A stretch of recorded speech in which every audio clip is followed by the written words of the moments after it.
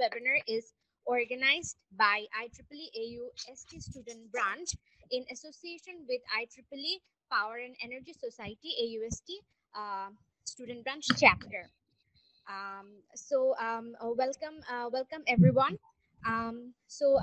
In today's webinar is titled as the prospects and limitations of academic research in solar photovoltaic energy technologies. And in today's session, we have our keynote speaker, Professor Dr. Nowshad Amin, Strategic Higher Professor at the Institute of Sustainable Energy of University Tenaga Nacional. I hope I have pronounced it well. Um, at UNITEN, the National Energy University, as well as an adjunct professor to the Faculty of Engineering and Built and Built Environment of University. I'm sorry, at University Kebangsaan, Malaysia, the National University of Malaysia. Okay, I hope I have pronounced the words well, but if I haven't, my apologies.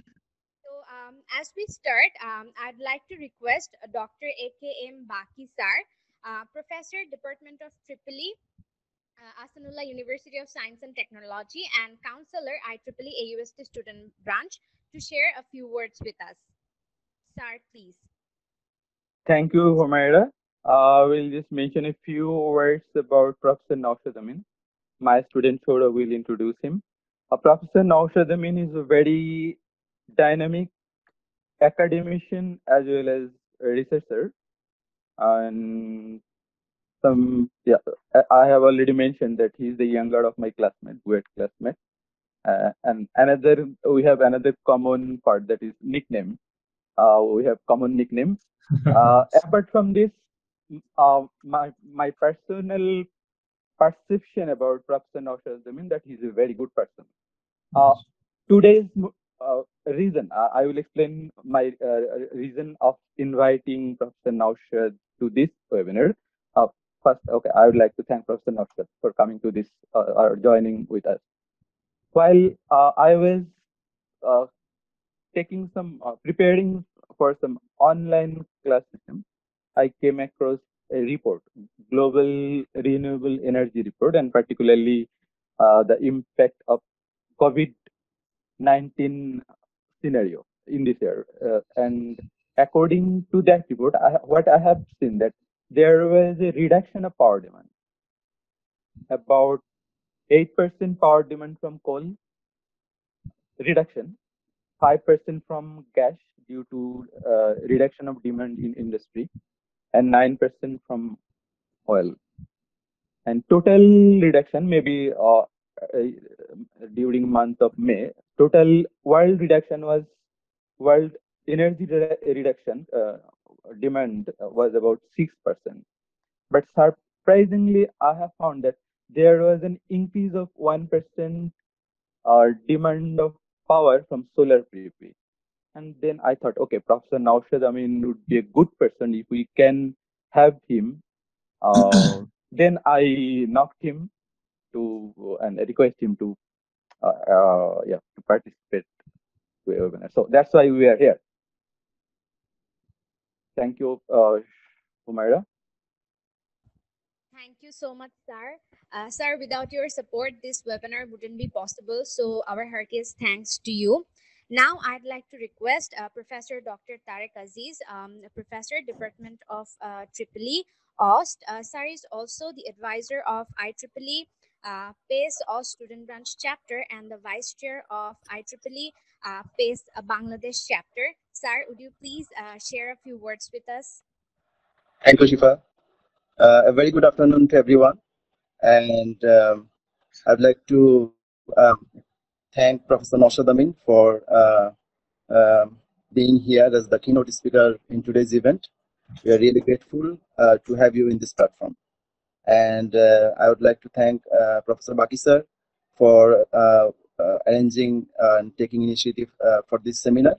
as Professor Bakisar already told, that the demand during this COVID-19 situation is falling across the world in many countries. And though the demand is falling, the demand or the generation, you can see the generation of PV is increasing. So, like him, I am also eager to know a detail about this scenario, the reasons behind this scenario. And I know that Professor Nowshad Amin is the key person to ask all these questions at this moment. So I'm very glad to have you, sir, here. And I have always enjoyed your speech. And it's really another opportunity for me to be here on the platform where you are giving another speech. So thank you. Thank you for being here. Thank you so much, Targajit sir, for your insightful words. So, without further ado, I would like to start our today's event, which is a session by our keynote speaker, Professor Dr. Nowshad Amin. This session will be moderated by our secretary, Saurabh. He is also the chair of IEEE AUST Student Branch chapter. So, Saurabh, are you there? Yes, I can hear you. Yes, the floor is yours, Saurabh. Please carry on. Okay, thank you so much, Apu. I welcome you all to this session. And first of all, as Shifapu has already welcomed you all, thank you, Bati sir, thank you, Tarik sir, and definitely thank you, Nowshad sir, for having I believe that we all will have a good time with you. So before we move, I'd like to share the screen first. Just give me a Actually, I'm facing a little bit device issues. I'm using this phone as my microphone and using this display as my screen to share.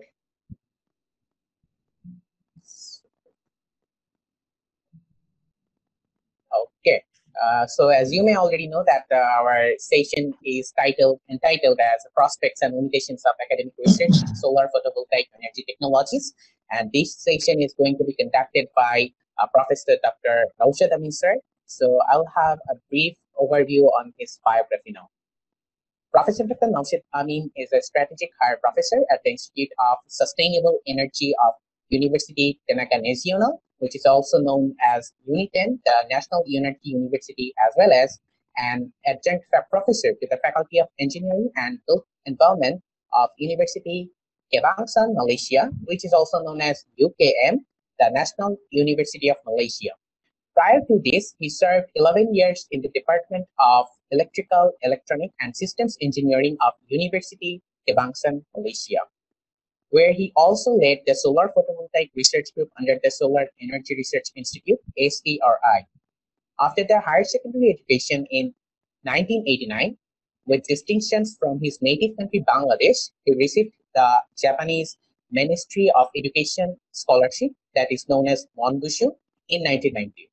Accomplishing Japanese language diploma in 1991, he achieved a diploma in electrical engineering in 1994 from Gunma National College of Technology, bachelor in 1996 in electrical and electronic engineering from Toyohashi University of Technology, master's in 1998, and PhD in 2001 on solar photovoltaic technology, thin film solar cell from Tokyo Institute of Technology. Later, he pursued postdoctoral fellowship in the University of South Florida, USA, and briefly worked at Motorola Japan Limited. Later, he became Freescale Semiconductor. Later, with the company became Freescale Semiconductors Limited. His areas of expertise include microelectronics, renewable energy, solar photovoltaic applications, and thin film solar PV development.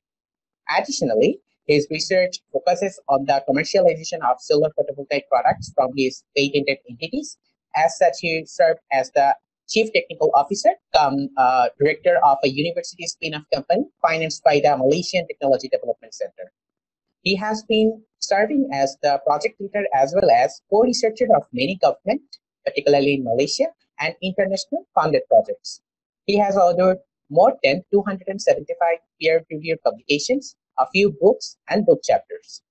Professor Nowshad has also served as a visiting professor at the King Saud University of Saudi Arabia from 2010 to 16. He is actively involved in promoting renewable energy to the developing countries in South and Southeast Asia, working as an enthusiastic promoter for the affordable solar photovoltaic technologies.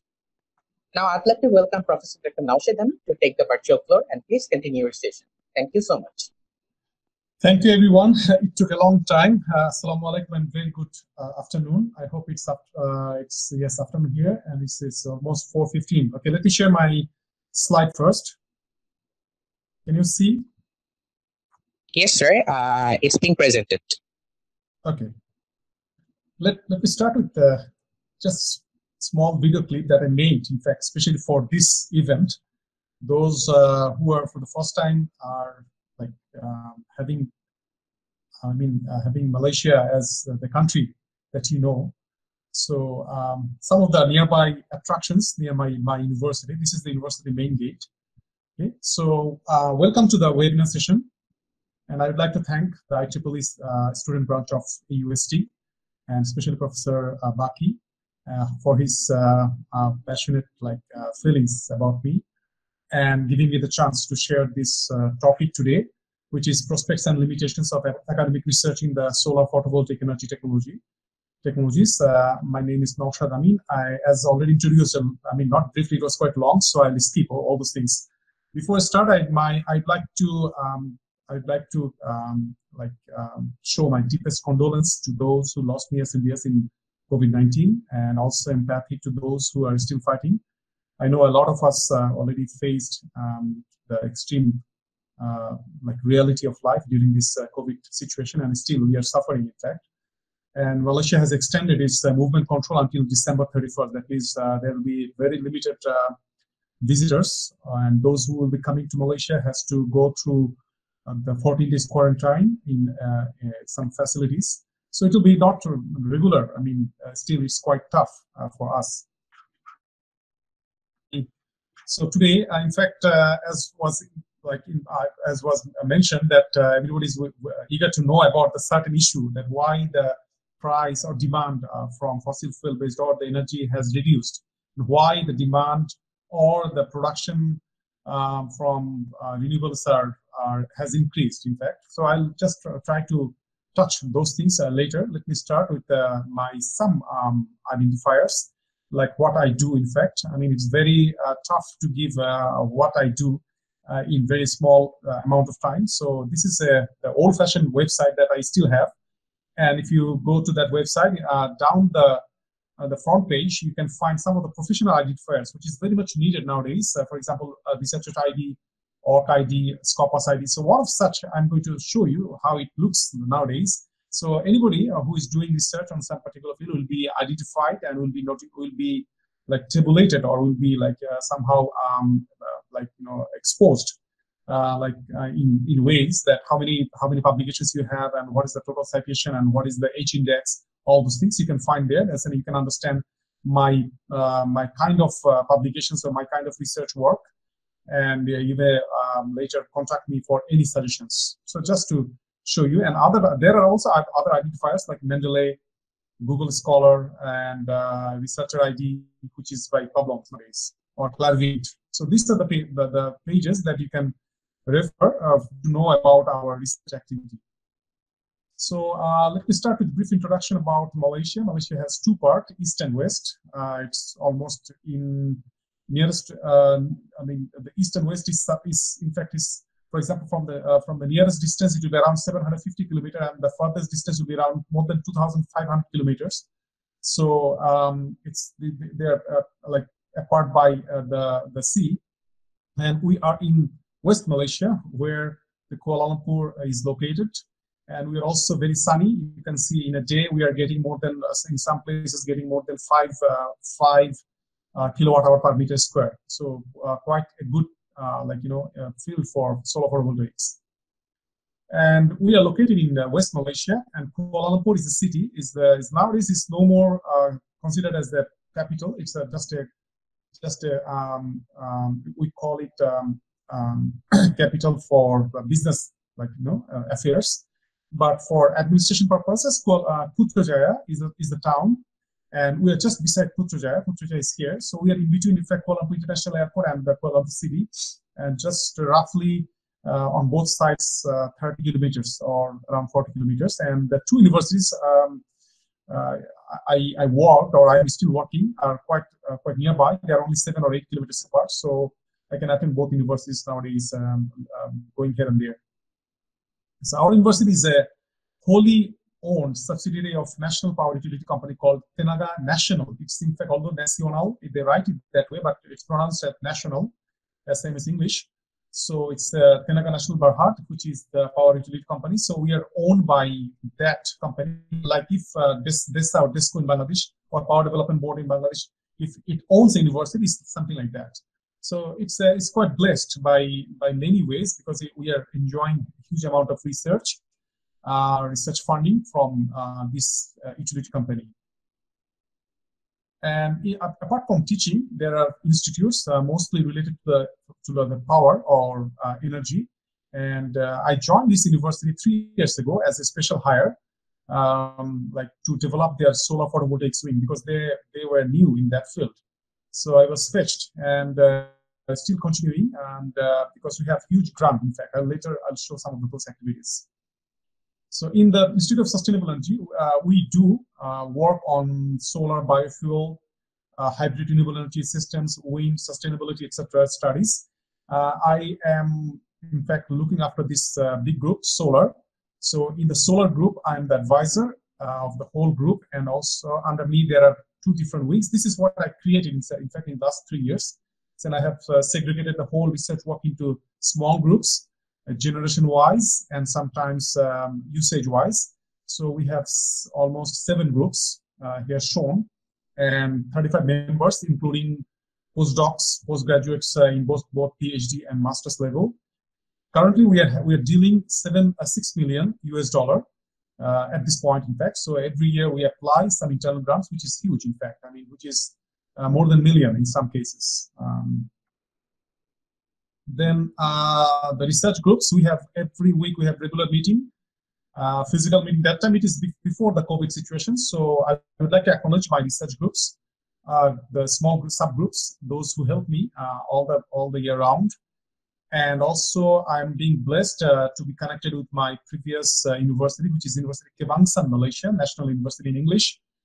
And I have also some collaborative partners around the world. So the thing that I'm going to share, many of the things are being given by those entities or those institutes or those universities. Also, we are blessed by the funding from the Ministry of Higher Education and Ministry of Science, Technology, and Science and Technology of Malaysia.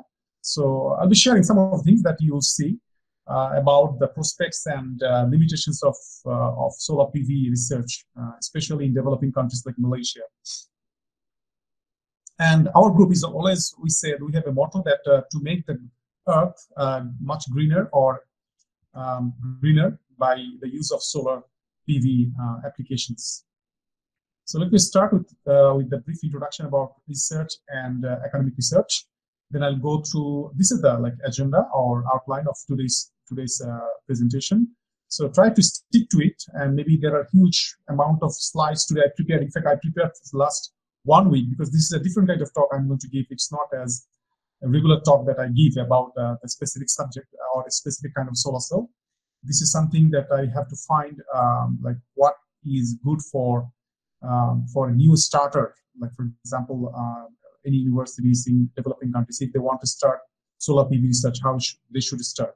So I just outlined according to my own experience in the last 20 years. Since 1997, in fact, I'm exposed to solar PV research since my master's. So roughly 23 years, I should say, I am working on this solar PV. Okay, let me start with the topic research. What is research? As a human being, we always have to consider about the well-being of this earth, and we have to continuously be eager to know and inquisitive. So we have an urge to contribute to the society, and we need to involve in research in quest of some matters, some problems, with utmost, I should say, inquisitiveness. And we have to choose some topic or subject that is that is like really eminent and imminent, both in both ways. I should say, yeah, it should be unique as well. And sometimes those like topic that we try to find should be sometimes inventive, that means for the first time, and in other cases it could be innovative, that means there is something previously done, but it could be updated, or it could be more upgraded, and which where our contribution may be less than 0.0001%, but still it's a contribution, so we cannot really undermine the contribution in both ways. But the main thing is to solve the problems, current problems, or maybe the problems that we encounter or we may encounter in future. So this is, we have to have some foresightness. Some of the research we do looking to the future, I mean beyond future. In some cases, we say that's why people are looking for water in Mars, or looking for some inhabitants, or in some other places or comets. Research, I mean, this picture shows, the picture, I should say, it's a thousand words worth picture that shows something that previously, before this panel, I'm not telling you what this kind of panel is, but before this panel, people were using some sort of generator, diesel generator, to charge small gadgets. But now with this panel, people can easily enjoy the shadow from sunlight, and as well as they can really recharge their gadgets. So this is this is the fruit of research. And research problems, if I say that we sometimes do not feel the research problems are rightly addressed, then that's why people nowadays, we feel pity that we are spending a lot, but in fact, honestly speaking, we cannot solve some of the eminent problems, like water problem, like our clean water problem, clean air problem, etc., etc. So there are, and also there are pollution problem, etc., etc. So these are the things that we have to understand, that we have to concentrate on eminent and imminent issues as our research problems. So those are like solving clean water or air, or providing vaccine. That is a hot topic nowadays for pandemic like COVID-19. So the research problems should benefit the mankind immediately, first of all. So some aspirations or our targets, why we conduct research, because we see that this is a picture from my from my hometown, Chittagong. Whenever there is some downpour or heavy rain, we see always it is even the main city streets are being inundated by a huge amount of water. And it's a shame, in fact, for us, even in living in 21st century, still we cannot solve the waterlogging problem in the main city center. And also there are problems from around the world, like child labor. Very small kids they're helping their family by breaking the small stones for maybe construction work. And water problem, that only one water source, but there are hundreds of people waiting to get the water, access to water. So this is another problem. This is a global problem, in fact. And also mass exodus, that means people are moving from place to place for a better living, which we see nowadays quite normal. That we see, people dying to move from places in search of peaceful living. So this, and if this is a picture that shows that although we have this planet, we have very small amount of usable or drinkable water that we can use immediately, and also this is this much volume of air is there. We are blessed, but if we do not really take care, we'll be suffering a lot for our immediate problems. So these are not local issues; these are global issues. So we do research to clean the water, clean the air, etc. These are the, I should say, immediate target of our research problems. Our research problems could be, related to the basic needs of mankind, like water, air, food, health, maybe secondary issues like energy, infrastructure, like housing, etc. Social issues like poverty, drug problem, inequality, and different kind of abuses, etc. And universal problem like wars, for example. This is because of the international relations, I think. then global warming, pollution, disaster management, vaccination, etc. And service-oriented, management-oriented problems can also be referred as research problem, and overall social well-being, and maybe in many more inquisitive or innovative ones. So I always look into different kind of pictures. I saw some pictures in net. Okay, I found that somebody in a place, Magura in Bangladesh, he has innovated something. He's trying to get a solar-powered motorbike, and which is dual. And with his knowledge, I think he has done it. So he has put one as a fan here, which is not rotating, in fact. But other than that, I think he can recharge his battery-operated vehicle, two-wheel vehicle. It is quite doable. Whenever I see these kind of things, who may not have the engineering degree, but it really inspires me, and also the kind of daylight usage, because we use light to see things inside. So there's a kind of bottle in Philippines that in the slum house they use this kind of bottle, water-filled bottle, half water-filled bottle, and which gives as luminescence or lumens as same as any LED lamp. So I mean, mostly these are problem solving, and this is quite innovative, I should say. And then academic research. What is academic research? Like academic research is a little bit different because we are dealing with the students, mostly students, and these research works, the research works that are being pursued at academic institutions with a goal to train up the young researchers, to train them, to let them lead in future R&D of the nation, but within limited facilities at current time. And these are all my personal perception. So the second thing is the novelty or knowledge generation is not only the aim, in fact. We do not really look into the breakthroughs, but we want to make sure that our future generation is ready to take over the R&D activities of the country.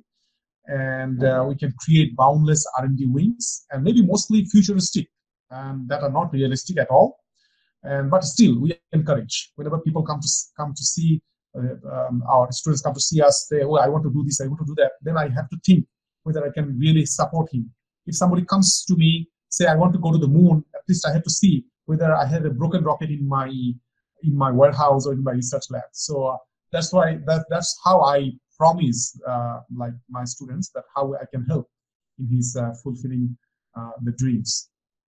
Okay, there are different kind of research, like one is top-down research and one is bottom-up. Bottom-up is mostly ambitious, and it comes from usually the executor side, students, maybe young students, final year students or postgraduate students. And the top-down is like mostly we are being requested by either by ministry or sometimes by some entities.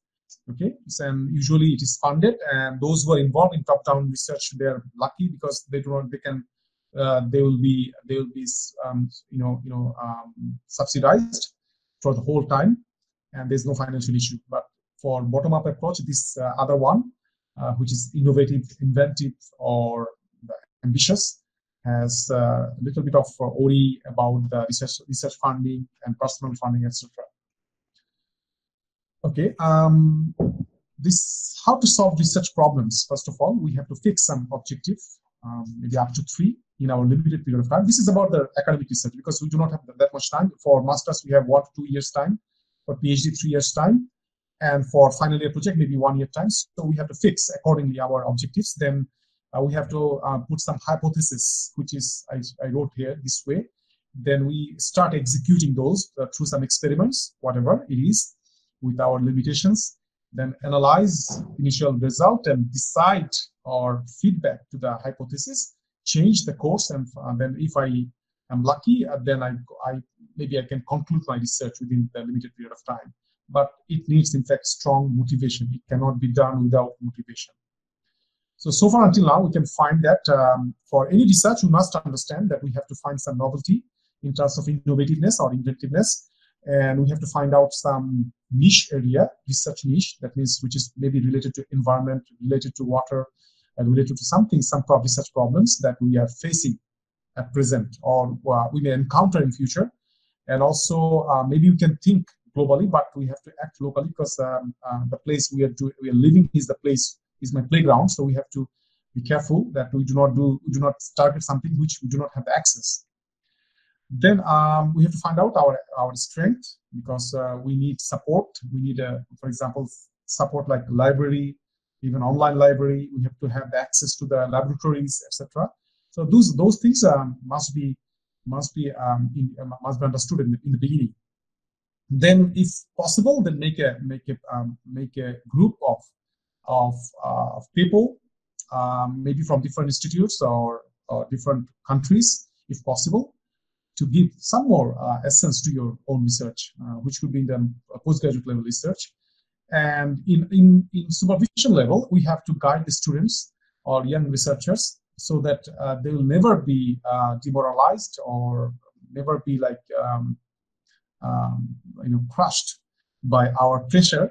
So I want everyone. I do my own way. Like, for example, I said, do not come to the lab if you do not feel so. So enjoy the research. Always try to enjoy. I don't want to pressurize you to come to the lab from 8 to 6 p.m. There's no time bound in research work. So that is the way that we do in our lab.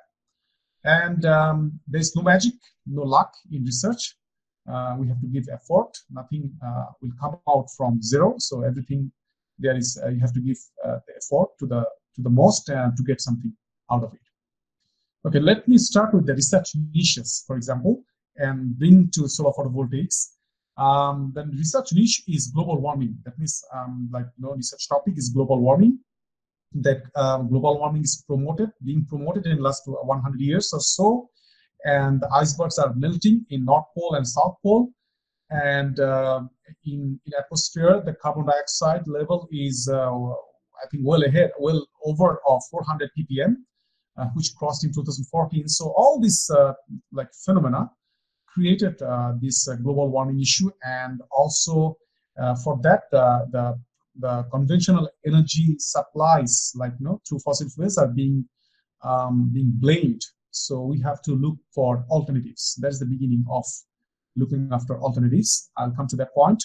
And there is, of course, there's a warning that if this global warming promotes as it is promoted in last 100 years, or being promoted in last few decades, we'll be losing many renowned towns like London, New York, besides low-lying countries like Bangladesh, Maldives. So this is really alarming. That's why the United Nations has come up with some sustainable goals, development goals, where they are trying to address some issues, or they have put some, they call it blueprint, that what they want to see by 2030.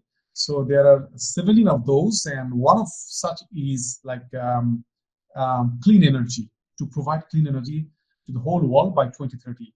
So there are others, like climate action. There are other things that these are the things that we address, we address in our research topic. So always you have to think that whenever you choose some topic, try to put yourself under one of these umbrellas. I call it them umbrella. So you can say, I'm doing this because I want to address no poverty of SDG, Sustainable Development Goal of United Nations. I am doing this to address the zero hunger. So by that way, you can really give more benefit to your research topic, more value to your research topic, and you will be, sometimes maybe you can also get funding for that. So SDG 7 is about providing affordable and clean energy. Before we address this issue, we have to understand the facts and figures about our current situation of the whole world. We have an issue of for example, we have lack of electricity. We have 3 billion people rely on wood, coal, and charcoal for cooking and heating, etc., etc. You can go through it. You can search, Google it, and you can find it.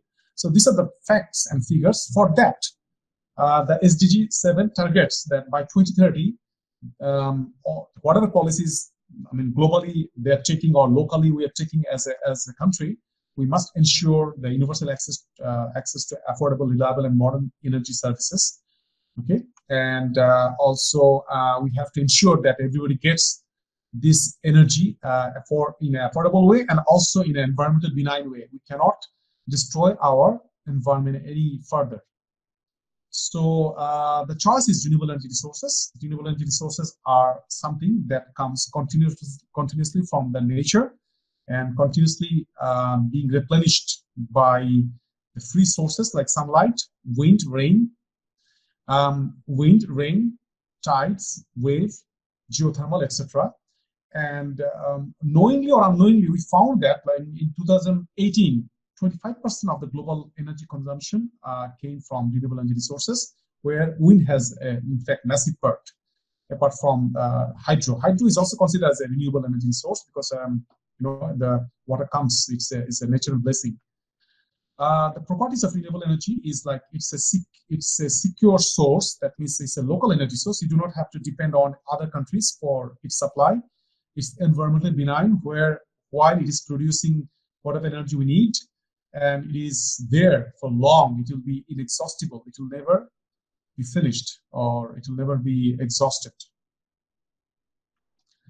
And there are three main streams of renewable energy sources. One is the wind, and the middle one, the solar photovoltaic energy, and the third one is the solar thermal energy. They both are quite similar, but here we extract the energy as heat. Here we extract the energy as electricity. That is the difference, although we are taking from sun. And today's talk will be mainly on the solar PV or solar photovoltaics. So renewable energy, let me give you a little bit of data here, or statistics, that the growth of renewable energy in 2018, which was published in 2019, that in 2018, 136 terawatt hour of energy of electricity was provided by solar PV, which saw an increase of 30% from previous year. So we can say that solar is getting the momentum. In fact, it has also got the confidence of different, in national level as well as in private level. And many countries have already come up with their national energy roadmap with solar PV implementation. So China has the highest amount of growth in 2018. In fact, other countries also not bad. If you compare with other things, the growth is 2-digit. In fact, over 2-digit in many cases. And then what is solar PV? Just a little, because I'll be giving you some of the the prospects, and limitations. That means what we can do and what we cannot do. So end of the slide, end of this presentation, you will see that as a developing country, I'm taking developing country as Malaysia as well as Bangladesh, what we should do in this research, in this topic as research. Okay, so those who are not that much familiar, let me take this opportunity to give you the introduction about solar PV. The solar PV is a device, you call it photovoltaic device, which is being blessed or being attributed by the photovoltaic effect. Okay, solar cells being attributed by this effect. This is a natural effect.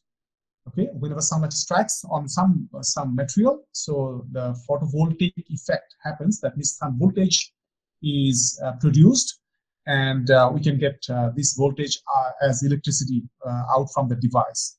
So solar cells, they operate by converting sunlight directly into electricity using electronic properties of a class of materials, mostly semiconductors, and it can be configured in many ways, as you can see: flexible, semi-flexible, transparent, rigid, opaque, etc., etc. So this is a little bit academic,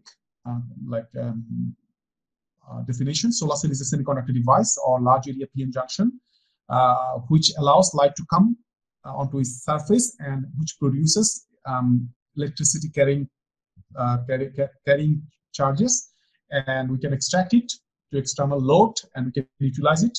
So this is the device. Simply, it's a photovoltaic device, and it happens only in a few hundred micrometers. Not that bulk of material is needed for this. And the conversion efficiency is measured by the ratio of P out over P in, power out over power in. Power in is a constant, which usually we say 1 kilowatt per meter square or 100 milliwatt per centimeter square. And as P out, what is the output of that particular cell in terms of voltage, current, and some diode quality factor. So we use those to understand the power conversion efficiency. The efficiency roughly nowadays we can say 25%. That means you can say that 100 photons are coming and only 25 electrons are being energized to be extracted as electrical energy. The first solar cell working one was developed, I should say, invented by the Bell Lab researchers, 3 of those researchers back in 1954. So it gave 6% efficiency with this silicon-based structure. Okay, this is p-n junction. N-type silicon is completely covered by p-type zone or material, and there are electrodes. So very simple structure, but it gave 6% efficiency, and it was a major news that time because you don't have to pay for the input. So it was the major breakthrough that time. That cell still is there in Bell Lab. And some of my colleague, they brought the efficiency of after 60 years, I mean, of this cell. It was found that back then it was 6%. Nowadays it is 1.54%. That is, it reduced, but not zero. It is still, I mean, 25% of the initial efficiency. So even after 60 years, you are getting 25%, which is in fact a big deal for us. Evolution of solar panel size. I purchased when I started my education back in Japan. So during that time, I purchased this calculator in 1992, almost 28 years ago, which was in milliwatt range.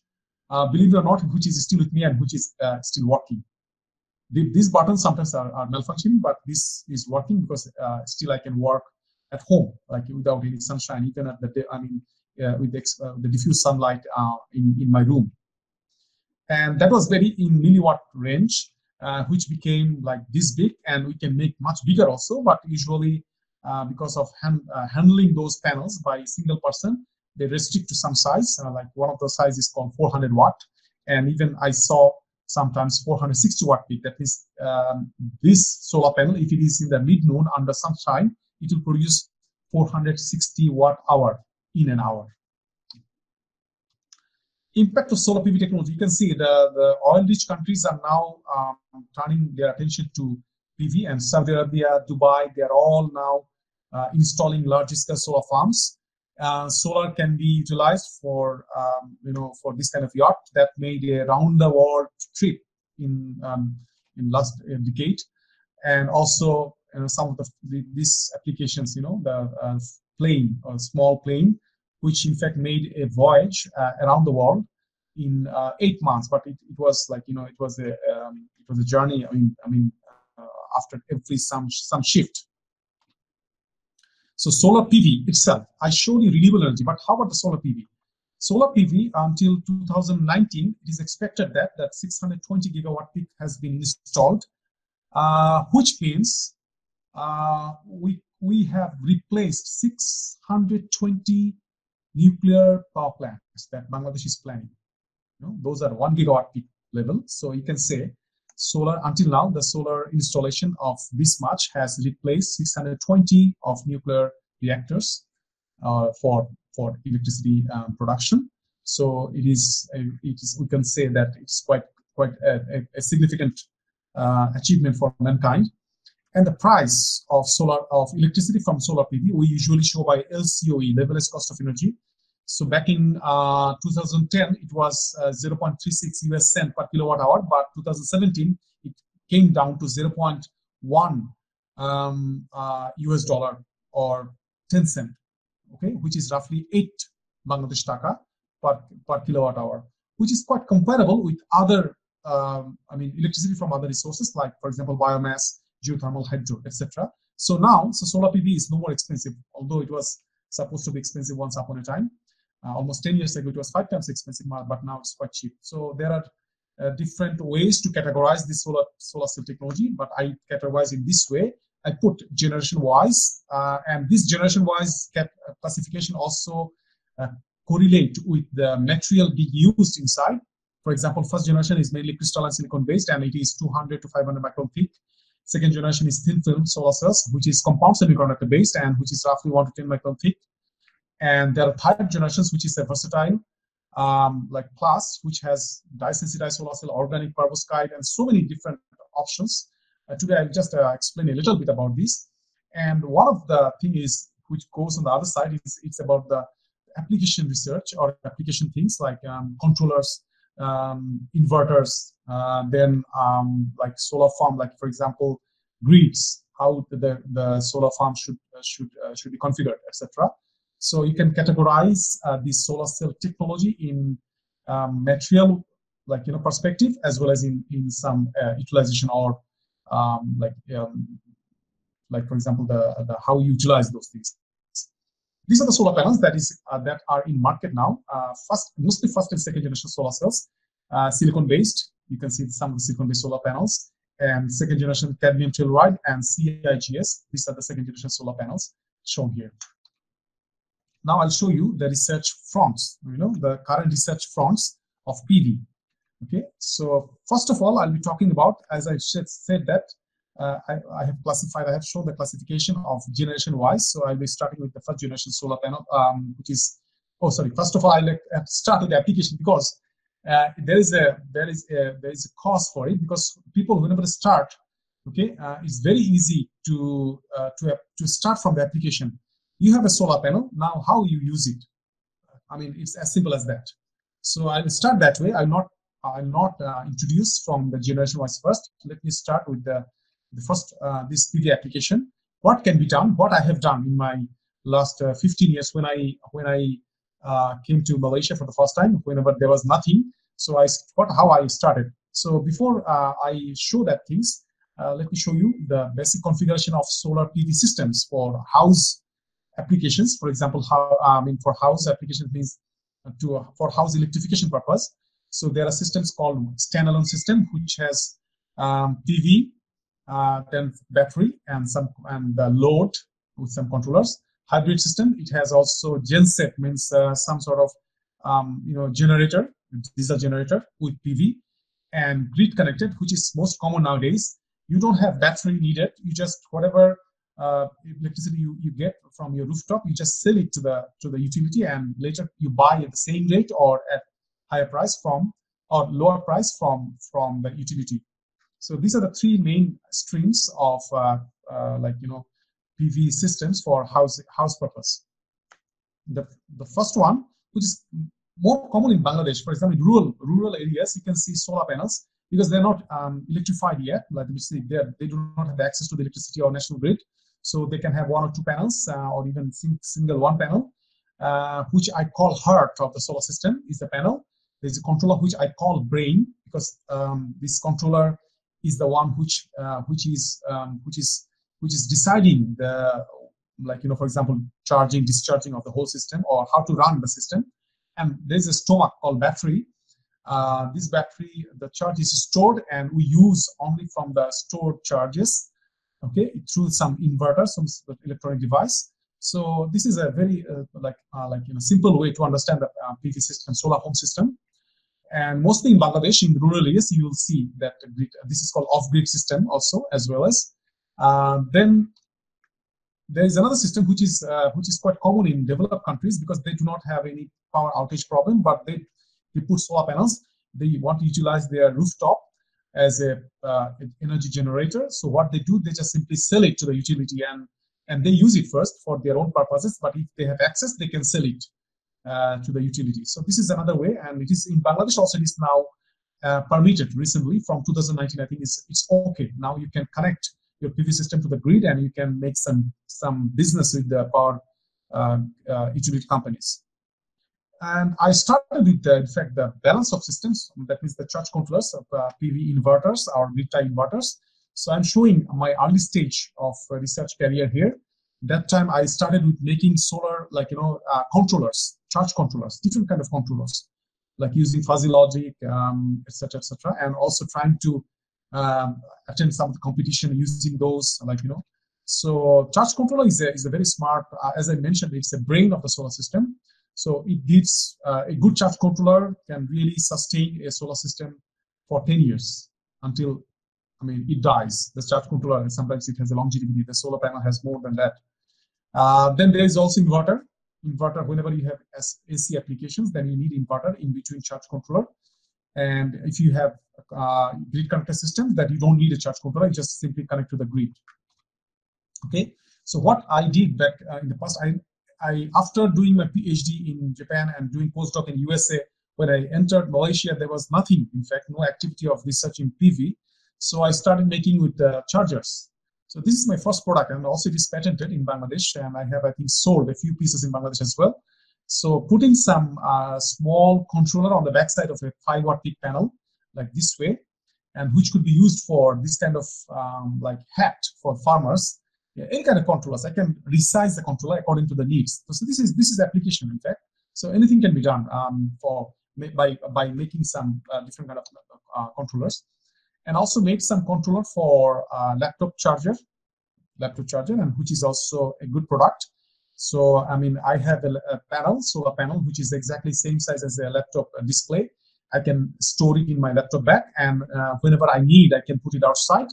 And with a special arrangement, I can get whatever the voltage the laptop needs and whatever the current charging current laptop needs. That means it's roughly 1 to 3 ampere. Okay, and voltage is 19.5 volts. So I have shown the proof of concept here, and it's also a product now.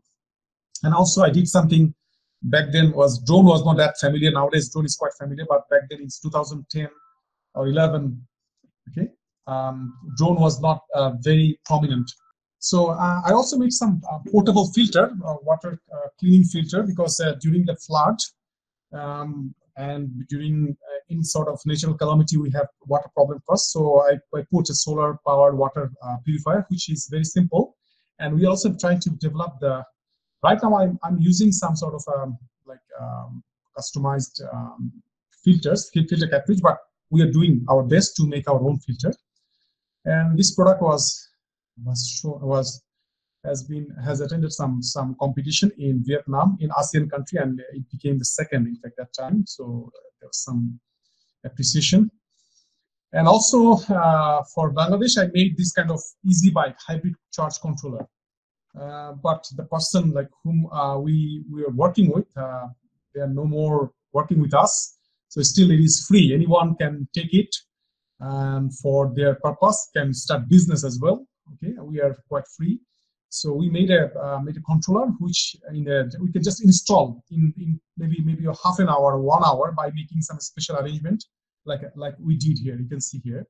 So this will really like help. Also, we have been taking the data that time.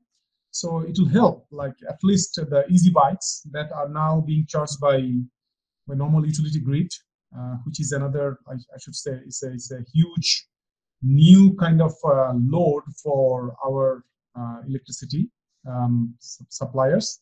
So where we can really contribute. I think 50% power will be less because it will be continuously being recharged by the solar panel on the rooftop. And we were making different kind of controllers, and also we are still working on the smart homes, like by converting your non-smart or unsmart appliances by putting a smart plug. We make it smart home and try to reduce the electricity bill by just simply by some algorithm, some logic, or some artificial intelligence. So we are trying to implement nowadays. And also we can add solar PV into the HEMS. We call it home energy management system. And we found initial data that we can say that it's 15% in initial first 3 months. We saved 15% of the energy by just implementing a show house. In a show house, we have also done before. These are called white elephants. Whenever you have money, you can do solar car. We have done before also. One of the solar car is just this. You can see this one is our. By thin panels, using silicon thin panels. You also got some prize in a competition back in 2000. This is my own car. This is my small car, which I converted into a semi solar car, because it's a normal gasoline operated car or petrol operated car. So I cannot completely change the engine, but what I could do, I can change the air condition, okay, and putting the solar system like on top and battery system here on the back side. So I'm enjoying the cool air from this solar system, in fact. So it could reduce my, in fact, my gas bill or my petrol charge, because usually this compressor is run by, it's taking from this petrol, in fact. So in this case, I'm saving. In fact, I'm really enjoying. This is a very small car. Anyway, this is also I'm enjoying. I'm getting some data as well. This is first 2 months data. It showed that my generation is much more than my consumption, so I can resize my solar panel on the rooftop. And now let's come to the generation wise or material wise solar cell technologies. The first what is needed? In fact, the solar cell, it needs material, it needs some structure. Okay, it needs some structure. It needs, of course, to make those structure, we need some fabrication process. Finally, after doing all this, maybe you can prove that your solar cell is the best. But if it's not economically viable, then it will be lost, in fact. So we have to always think that whenever we choose some material, either inorganic or organic, we have to go for the low-cost material, which, in fact, in other words, which is abundant. Anything abundant is low cost. Then we try to configure the structure, which could be in homo, hetero, and different other Schottky and different structures. But we have to make sure that these structures can be made by our own fabrication process. So always, whenever I do research here in Malaysia, I try to avoid certain things because I cannot sustain if I do those things. Okay, I cannot sustain in research. So I have to be careful, like whenever choosing materials, choosing structures, or choosing fabrication process, I have to put in my mind that I should not touch this. This is not for me. Okay, so what are the key requirements for solar cell materials? First of all, let's understand the materials from material perspective, material science perspective. Let's understand that will really give you the sustainable research.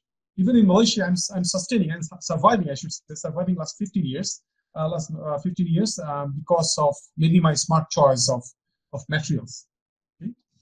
So solar cell, whenever to make a solar cell, we have to, as I mentioned before, that we have to understand the material should be cheap, simple, abundant, and it should have high, scalability, and cost-wise should be less, and material-wise it should be the best material. For example, absorption coefficient, how much light it can absorb from sunlight. So it should be the best among others. Okay? And also manufacturability, etc., etc. But this is not our issue. Our issue is here, the middle one, the research. We do research only, concentrating on these facts. One other thing is that whenever you cannot just simply use any cheap material. You have to understand that our input is sunlight. So always you have to make sure that our sunlight is not uniform. It doesn't give from 300 to 1200 or more than that, 2500 nanometer in wavelength at an uniform rate. It has a distribution, and this we call it spectral response of the sun. So we must make sure that which part has the best contribution from sun should be captured. So we have to this is a material science thing that we have to understand the absorption nature of the material. Then we have to superimpose. We have to see whether basically, theoretically, this material is viable. This material will give us the best absorption of the sunlight. Okay, if I choose some material which is absorbing here, but that will not be really a good solar cell, because here in this region above 900, the solar spectrum is not that much comparing to the visible range from 400 to 700 nanometer. One other thing is the abundance of the particular material. That's why you can see the silicon is the best choice for silicon for PV, because silicon is abundant. After oxygen in the earth crust, we can find the silicon from sand, right? So this is why, we have to make sure that always we look into this chart, elemental chart, where we can understand this abundance of each element. Okay, the one which has abundance is also cheap. So if we want to make sure that we want to make some new, we want to try some new materials, we always have to look into its abundance from this chart. We do not want to treat with something which may give us high absorption, but it is very expensive and very rare. Okay. And silicon, the first generation silicon solar cell was wafer based, which was thick, because silicon is not a good optoelectronic material. It has other issues. It doesn't really absorb sunlight efficiently. So, but there are other materials which are, for example, the materials I have shown, which are using only 1% of silicon materials bulk. Silicon is surviving because silicon is cheap. This material is still, they are competing, even though they are using only 1% of the silicon material. But since they're not as abundant as silicon, so they have to suffer, in fact, in that sense, in terms of cost. But they are quite good in terms of efficiency. Some of the solar cells are now 25% efficient. This is the efficiency chart that is recorded by NREL, National Renewable Energy Laboratory of US, since 1976. Every different kind of solar cells in research scale is shown here, is tabulated. Okay, so the highest efficiency is now 47.1%, but this is not the kind of solar cells that we do. It's in fact multi-junction solar cell. Usually we use it for space application.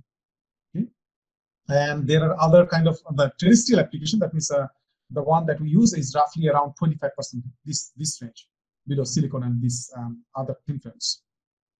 So I have also written in text that highest efficiency is 47%, but it has 6 junctions, 6 PN junctions in vertical configuration, and under 143 sun. It is not in one sun, under one sun, so it is claiming 47% efficiency. But normal, like whatever we use, it's roughly 25% efficiency. Like for example, crystalline silicon is roughly 26.7 now, but whenever we make in panel, it becomes 20 or 22. That's why I said like commercial modules are typically only 50 to 80% of these values. How we did achieve this? In fact, we did research in last 3 decades, I should say, to bridge the gap between the theoretical possibility and the empirical process optimization. We just optimize the process. And try to understand the material property. By that, until now, we achieve this. But maybe in future, there's a deadlock. We cannot achieve more. So this is the graph that says that the prediction, this is the prediction for each kind of solar cells efficiency. So some of them are already saturated. Some of them still has potential to go further.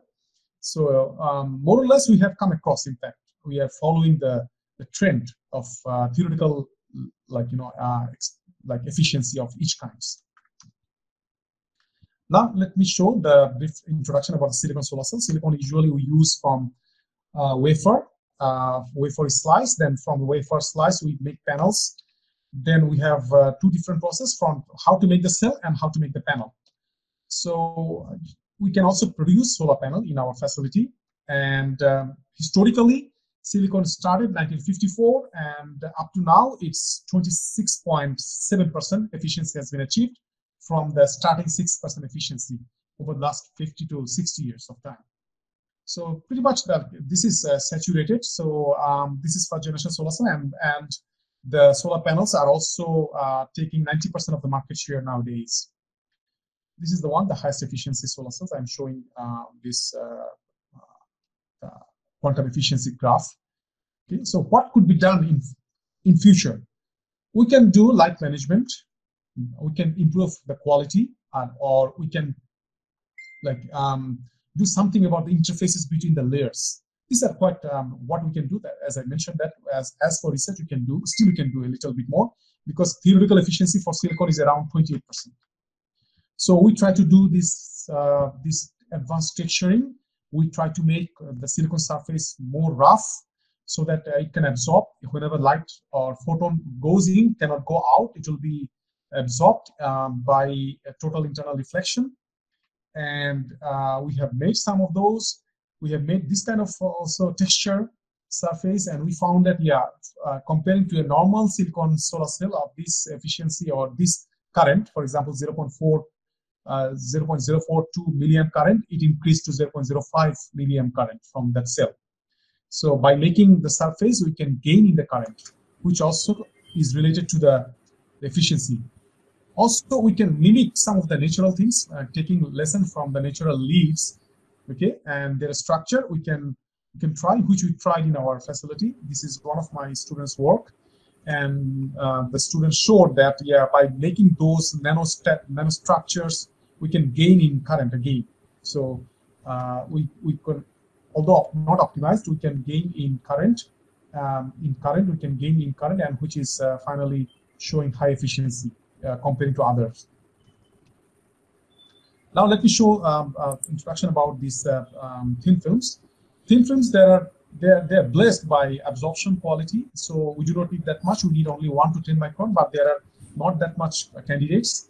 And we have a lab in my previous university. Still, I'm supervising the lab. So this is inside the lab. This is outside the lab. My supervisor came down from Malaysia, from Japan twice to encourage our research here. And this is Professor Sai from UC Davis, who is one of the prominent researcher in photonics. So he also visited our lab. So we have a small clean room. In fact, this was nothing. This was an empty house. But believe me or not, since 2007, little by little of our effort took over, and finally we have a clean room, and we have a working space for the last 12 years almost, alhamdulillah, I should say. And we are doing work in this lab, mostly thin films. So our research was firstly on silicon, amorphous silicon, which is the degraded quality silicon, and we make some configurations to do some theoretical study, and we also make solar cells by taking help of external collaborators, because our equipment was not that ready that time. So after making the theoretical assumptions, then we made the solar cell in this configuration, and which showed, it was a result in 2011, which showed 10% efficiency, which was the second highest efficiency back then in 2011. Okay, so which was a great achievement from our research group. But nowadays, this amorphous silicon is no more like popular, but a combination of silicon, crystalline silicon and amorphous silicon is popular. So we make amorphous silicon layer just to cover up the dangling bond or the defects from the top surface. We call it heat solar cell. By that way, we also configured in our theoretical studies, and again, we're taking help of our external collaborator in Japan, my alma mater, in fact, Tokyo Institute of Technology. Recently, I made it last year in December. Then we found that if we use the amorphous silicon layer on top of that, so we can improve the efficiency quite hugely. Like from 10% efficiency, it goes up to 16% by simply implementing the amorphous silicon layer on top. Okay. Then cadmium telluride. This is my research. This is the PhD and onward research. This material is very cadmium telluride. It was once supposed to be the toxic material, but it is a byproduct of zinc mines. So we have to use it, in fact. So it is not coming from somewhere else. So if you can make proper use of it, so we can be benefited. So what we did since 1960s, there has been some activity on this special kind of material, cadmium telluride.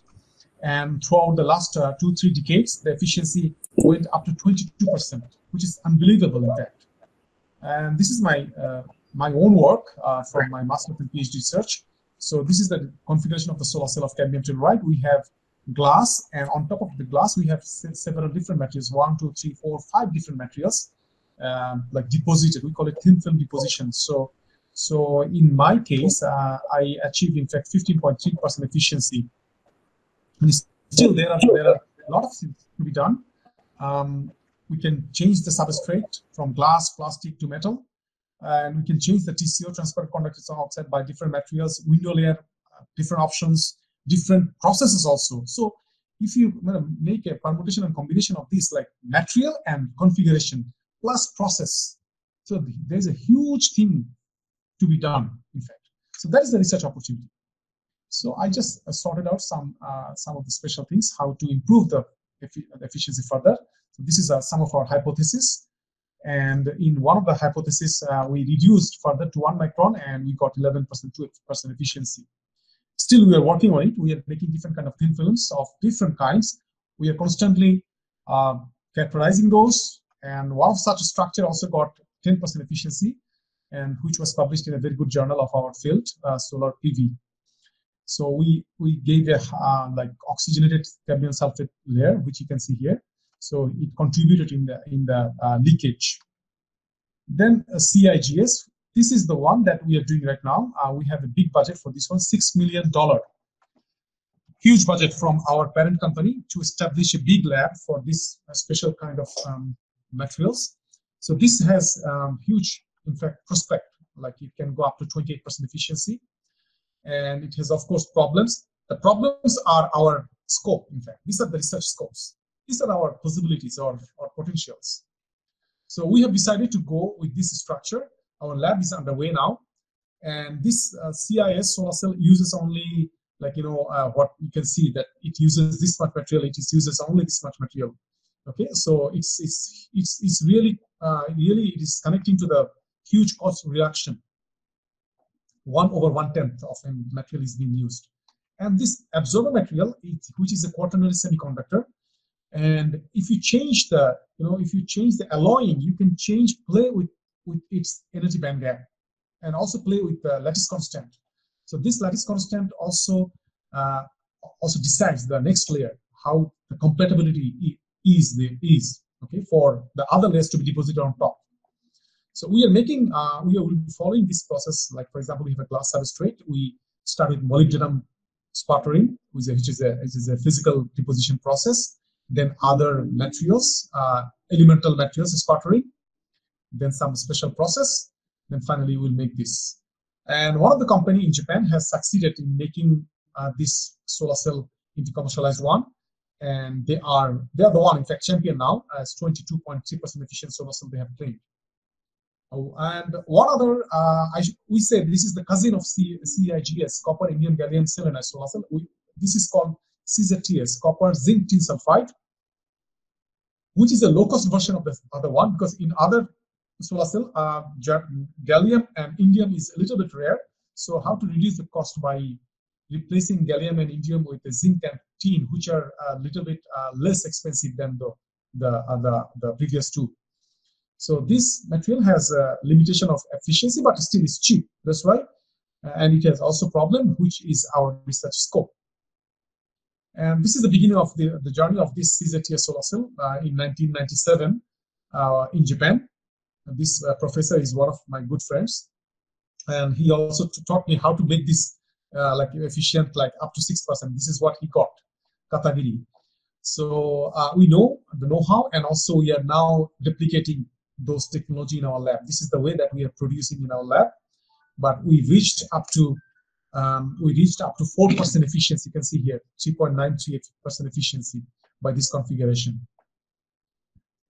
Then we also trying to move further with the flexible ones, and we have just started this venture.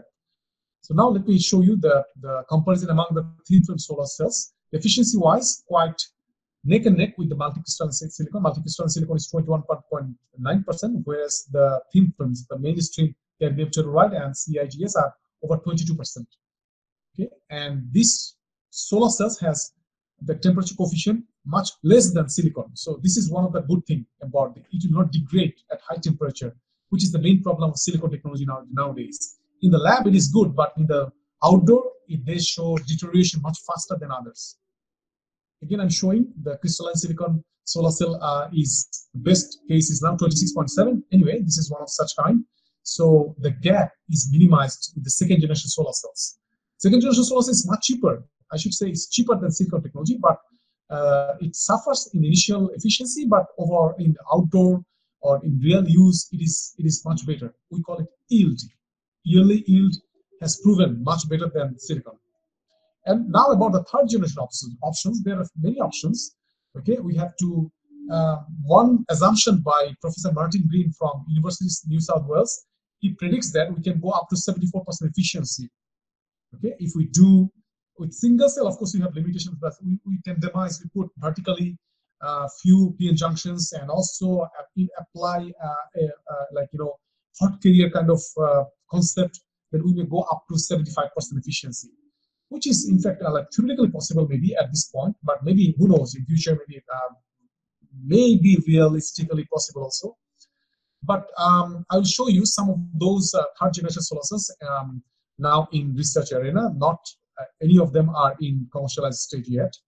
So let me start with the concentrator types. This is the concentrator type. So we have to put array of so-called lengths. So this concentrator type mainly we call it concentrated PV. It has three different ways. Either we make a multi-junction, top junction will absorb blue light, middle one will absorb green light, and the bottom one will absorb the red light. Or we can make intermediate bandgap semiconductor or solar cell, or we can make also this 3-5 on silicon or kind of thing, novel concept. These are the, but none of them are in effect, except for the multi-junction. Multi-junction has shown its potential with different kinds of configuration. It went up to 44% efficiency at some point, and at some point it went up to 46% efficiency. But they are trying now to go up to 50% efficiency with this multi-junction concept. And other solar cells are like excitonic solar cells, like DSSC we call them, photo electrochemical cell, then organic solar cells or dye-sensitized solar cell. So this is, but they have problem. The main problem is the stability. So still they are suffering from the stability. This excitonic solar cell has similar concept of p-n junction solar cells, but it doesn't have a p-n junction. It is only sensitized, photosensitized like configuration. It doesn't have a partner of some voltage creation in the junction. Anyway, photo excites the carrier, and finally it's been reproduced by the redox. Okay, this is the earlier dye-sensitized solar cell. It's shown how it worked, and from there, the dye-sensitized solar cell nowadays is around 13% efficiency. But again, since it suffers from the stability, it is only used as indoor. Some of the very, you can see aesthetic view. These are all dye-sensitized solar cell. Then I'll come to the perovskite, the very fashionable one, and which is the most prominent nowadays, because this material has been there for long, since long ago, but recently it has been implemented in solar cells, and it showed that up to 25% efficiency has been achieved in the last 10 years. The material itself is very very strange material, like is this kind of like structure, hybrid layered material structure. The crystal structure is similar to calcium titanate, but in this case we have organic and inorganic combination. In this case, in whatever we use in the photovoltaics, it is methyl ammonium lead iodide. This is methyl ammonium ion. This is the lead is inside, and iodines are in the face structure. These greens are iodine atom. Red one is the lead. And this, okay, it didn't happen in a day. It came last 10 years, since 2009. From dye-sensitized solar cell, it came to perovskite solar cell. In fact, it's a derivative of dye-sensitized solar cell, and we have changed the structure from this to that. This is the cross-section view from one of the good perovskite solar cell by the front runner, Dr. Gretzel. Professor Gretzel is very renowned in dye-sensitized solar cell. And perovskite solar cell has now have different configuration. Why I'm showing you this? Because there's a reason. You can, maybe you do not have the facility to produce, but you can really do with some simulation softwares, and you can produce papers. I'll show you some of the simulation softwares, and some of the simulation softwares are free. So that's why I'm showing many of the exotic structures today, because you can really start simulating those using your computer and playing with their parameters, and can understand their for example, working principle and their behavior under different conditions, under different configurations, and can really make at least some papers. This is what we do in our lab for perovskite solar cell. We have the highest efficiency up to 18%, and we're using nickel oxide, and we make very simple process, spin coater. But this solar cells has challenge. For example, it has again stability issue. It has lead, which is really not many researchers want to use it, because if there's lead, the recycling process becomes very tedious. And one of our new venture is to make a tandem between silicon and perovskite, for which we got grant from the Malaysian Minister of Higher Education last year. So we are now trying to make silicon and perovskite tandem structure under this configuration. And I'm telling you that you can also study this kind of structure by computer simulation. So until now, the trend was like, how to make solar cell efficient. Yes, multi-junction approach. or you can make the graded band gap. You can make others. I didn't show some of the exotic ones because it is exotic, but it's not really feasible at the moment, and we don't have that much facility. Now let's move on to the challenges and prospects. We need a research facility. I compare with a kitchen. You see a very nice. I mean, this is not a nice kitchen, but it is I should say, I mean, rich, well rich. You have everything, okay? And there are kitchens after kitchens. These are all our labs are our kitchens. Okay, that's what I say. To make something, it is needless to say that a good facility or kitchen is essential to have good research outcome, which is food. And we have to nurture also the chefs and supplying good ingredients. So it's a combination of chef, ingredients, and kitchen. Three things to have a good food or good outcome. By the way, there's a huge rain outside, so it's quite noisy. I'm not sure whether you can hear well. Okay, I have visited many labs. This is my alma mater, Tokyo Institute of Technology, where I did my master's and PhD, and I visited last year as well. Every year I go for my research collaboration. So you see, huge lab, and you know, it says like it's needed. In fact, it's a world-class lab. So they do first and second generation solar cells, also third generation solar cells. So this is a kind of a semi-clean room. They have huge investment for apparatus, and also I visited Switzerland, EPFL, which is a very renowned international lab, which is very renowned for perovskite solar cell, our dye-sensitive solar cell, Professor Getzel's lab. This is Professor Naziruddin, which is also a friend, I mean, he's a co-worker of Professor Getzel. I saw the lab. This is for the, like, you know, this perovskite solar cell. They have very nice globe box, which is very much essential, and they are also connected. So the whole solar cell is not exposed to the outer, like, you know, any outer atmosphere of the lab even. So they transfer the solar the samples through some of the channels between the so-called the globe box. It's needed, in fact, to sustain in research, in good quality research, you need a good kitchen or good lab. So they're showing me their good quality perovskite solar cells. So it was a great experience for me. And now we are trying to develop, and they're also doing, every labs are doing some outdoor test, because every country has different solar spectrum.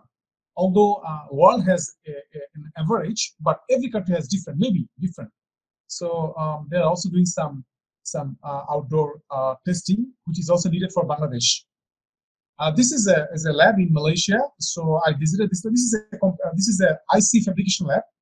IC fabrication, you can make simple, like, you know, this MOSFET structure by using this lab, which is very low cost budget. Okay, within $2 million US. $2 million US, I think, is roughly how many? 2 million is around 4 crore taka, right? 4 crore taka. 4 crore, yes, 4 crore taka. You can have a very nice lab. Nowadays, people are in corruption. We see every day news that we have thousands of crore taka being siphoned somewhere else. Anyway, this is our own university lab, which is solar cell lab. We can do process of silicon wafers, like in the chambers, in these furnaces. We can do doping, which is also roughly $2 million lab.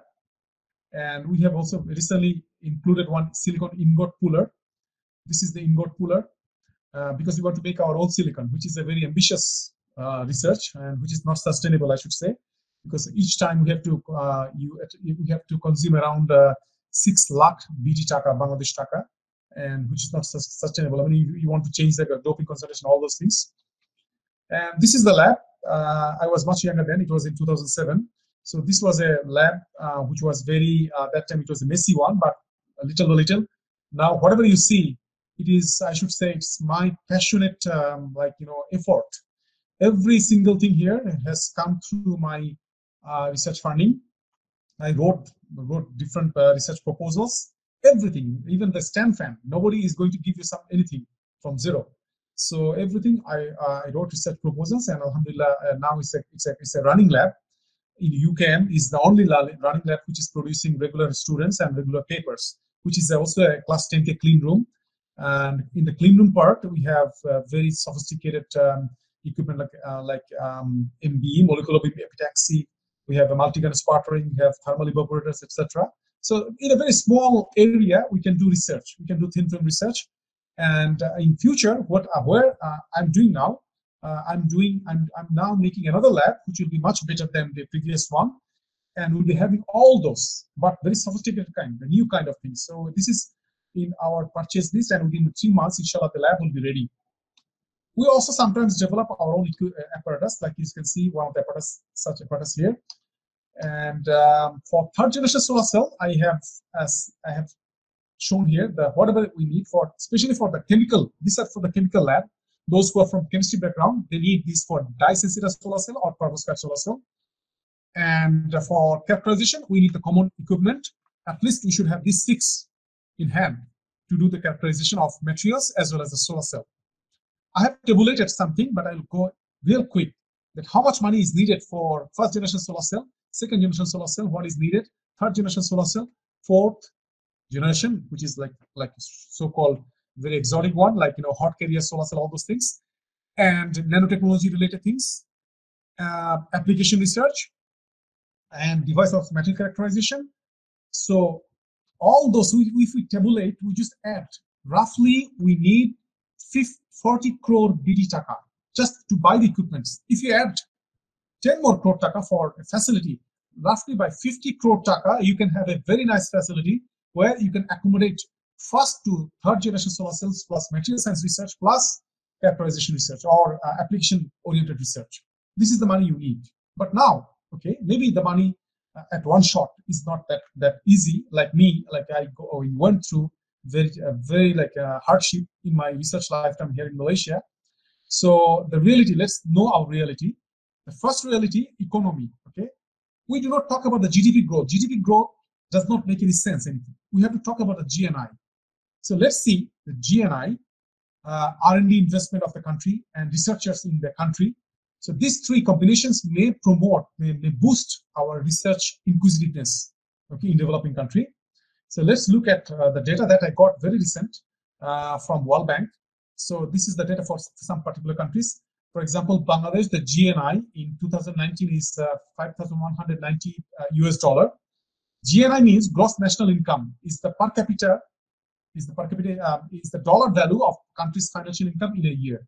The per capita income in a year. Okay, if you compare with other countries, if you compare with even India, it's not good.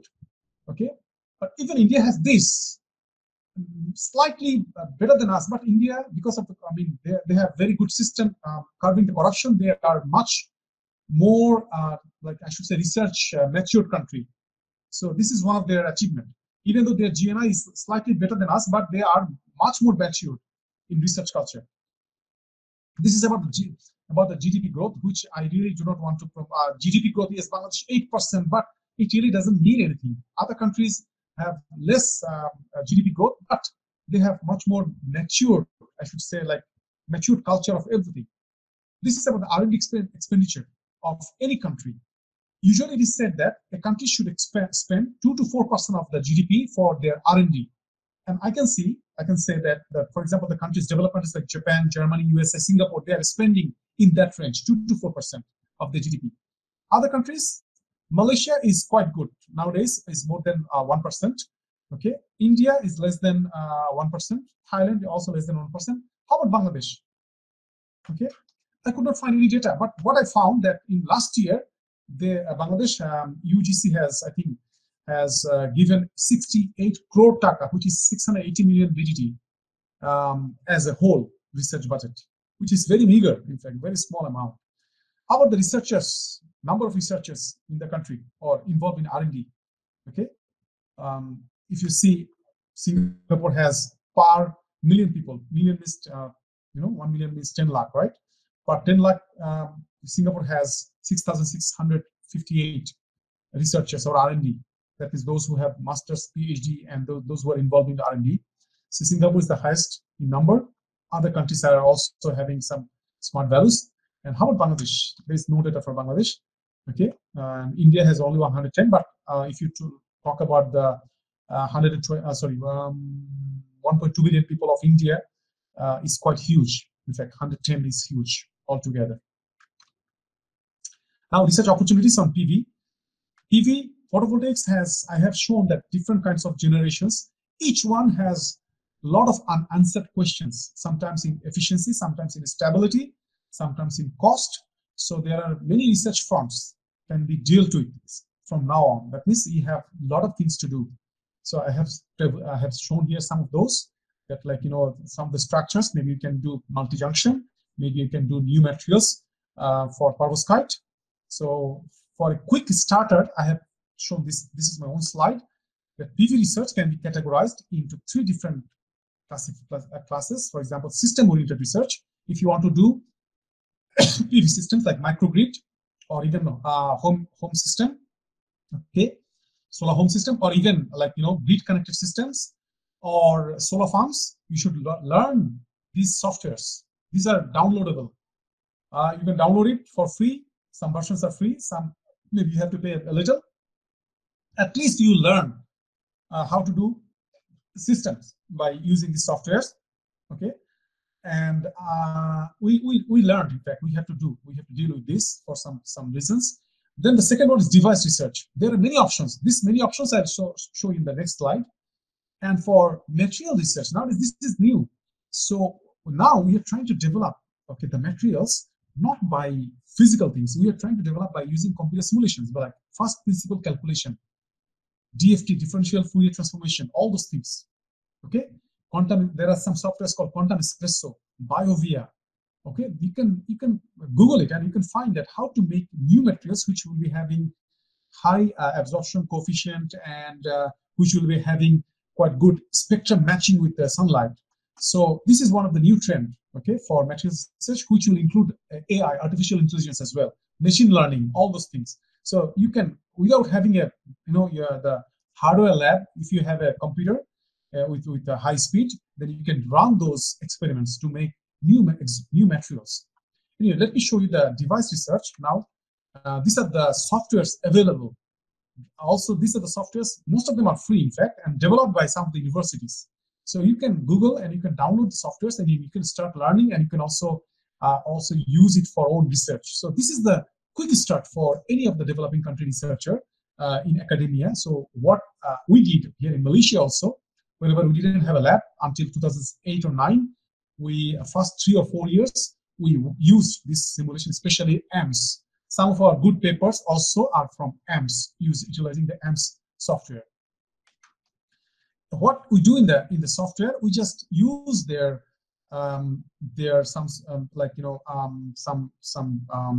window. We put the parameters. We play, and we feedback, and we understand. We try to understand what is the problem, and we try to get the results. So this is the basic things. It is not that difficult. For example, a solar cell has many layers. We can include more layers just to see what is the effect of the layers with different materials. So this is the common thing, and I think it is very easy to understand. It is very easy to learn as well. You can learn, or we can have another session on this in future. And what we do, we try to put the materials with their thickness and properties in those softwares and try to simulate the IV curve, light IV curve, dark IV curve, and many of the interface defects states. We try to understand from those before we approach in the lab. But as I mentioned, the new approach will be different. We'll be designing the material. Okay, this is a courtesy from Dr. Kasmalski, and until now we have done all like by Edisonian approach, like conventional trial by error science. But in future, what will happen? Materials by design. We define the desired materials functional. First of all, we say no. A solar cell material should have this, for example, absorption coefficient. So what should be the atom? What should be the atomic structure? What should be the configuration? It will be like kind of like a backtracking. Okay, and this is the flowchart for those, and maybe we can also start from this because it doesn't need any hard lab, only software.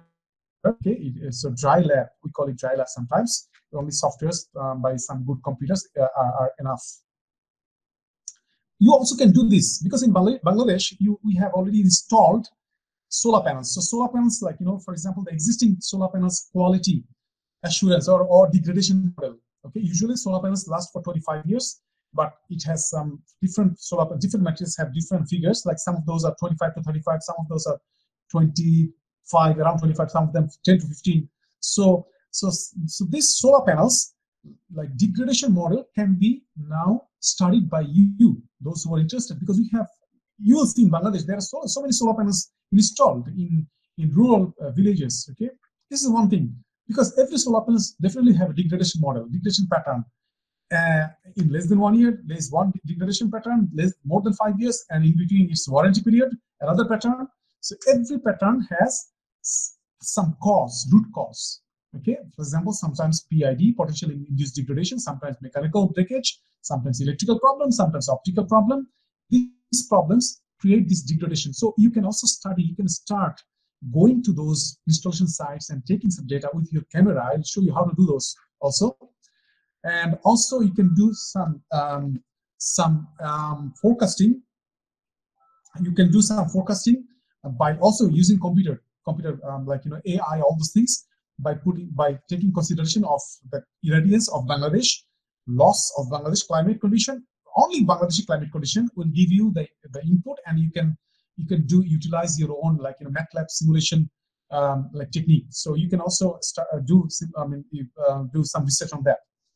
Then there comes the recycling, because Bangladesh, some of the solar panels are in practice or in use since 90s by Grameen Solar. Whenever a massive small system, home system has been deployed by Grameen Shakti, so those after 30 years, maybe they degrade, maybe some of them are not working at all. So what you can do, you can start thinking of recycling those. Okay, this is another research front for us. Okay, like end of life modules, what to do with them. There are established recycling technique, but you have to adapt with Bangladeshi situation. So what I said, already in Bangladesh, 300 megawatt peak off-grid and on-grid system in Bangladesh. In fact, this will help because we can study those systems, we can take the data, and also we can do some prediction modeling of newly installed farms. We can do some mini grid or microgrid with IoT applications. And also we can do some recycling related things, and also fundamental research. I should say that nobody is prevented from doing anything, but you need to have a lab which can support you. Okay, in Bangladesh, I found that, yes, this is the data from Shreda, that Bangladesh has a total of roughly 300 megawatt peak, and most of the things are very small scale systems, only one panel system, like this, This is also our playground for research, because you can take the data after 10 years, 5 years, or 25 years in some cases. What are the output? Why the degradation happened? So you can really, using all those used panel, buying it from someone, you can start doing analysis of its degradation. I can support it. In fact, I have started this movement now, and I'm showing all these things. Rooftop solar, you can take data, you can put your own data logger, and you can take the data long term. You can really publish paper, because it is also another way to publish paper of each individual country's atmosphere. Okay, these are the rooftop, and I saw some rooftop systems back in 2012 on atomic energy in Agargaon. I visited them. Then I saw some mini. This is some mini grid, and even some grid connected solar. Then we also have this grid connected system up to 3 megawatt peak. This is the first one, and also we have the biggest one, 20 megawatt peak. Okay, in Teknaf, I think. So these are the things. This definitely there will be some problem in this. Some of the panels will not be working. We understand. So you can tag with them. You can do some analysis, degradation analysis or malfunction analysis. This will be your research front, another research front. Okay. So I have some experience in Bangladeshi labs. I found in Ruet, I went there in 2015 for this conference, and I found that some of the researchers, they are doing, Dr. Shahidul and Dr. Farooq, they are making their own equipment. This was what I was really amazed. They are utilizing some sort of pipe. This is a pipe. They made a chamber. They can make thermal evaporator like this. These are all homemade. This is an evaporation system. Because Dr. Farooq has experience of Japanese system, so he's the person, and he was the PhD student at that time, Dr. Shahidul. He's now professor. So they showed me that they're doing some sort of like evaporation system, and this is in fact amazing. I was really amazed. They are all working in Chuet. Yes, here I supported them to write a HECA project for 5 crore taka. They got 5 crore taka, and alhamdulillah, they have a good lab now. You can see the lab. This is myself that time. This was my first PhD student, who was the dean, of Chuet that time. Okay, and you can see that now they have a lab, and there are very nice instruments within the 5 crore taka, in fact, including everything. So they can do thin film. I'm just showing at a glance.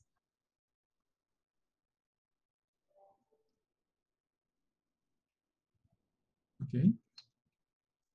Then I visited Buet Glass and Ceramics.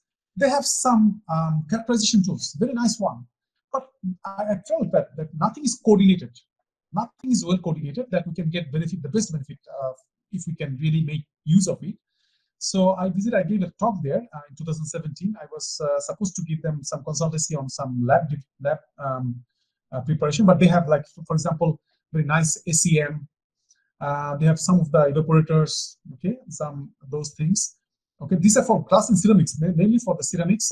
They have some evaluation techniques, but these evaluation instruments can be utilized for others also. So if you have I'm dreaming that if we can make it, like, something coordinated effort, like using some app, we have how to utilize those, maximize the utilization of the equipments through some very well-established research network. It will really solve many problems of our country. Then the last one is the BCSIR, where in Institute of Fuel Research Development. So I have given them some consultancy, in fact. So they have a very nice, I think they have got the highest amount of money from the government directly. So they have all the state-of-the-art equipments, and they also can make solar cells. This is the solar cell they made.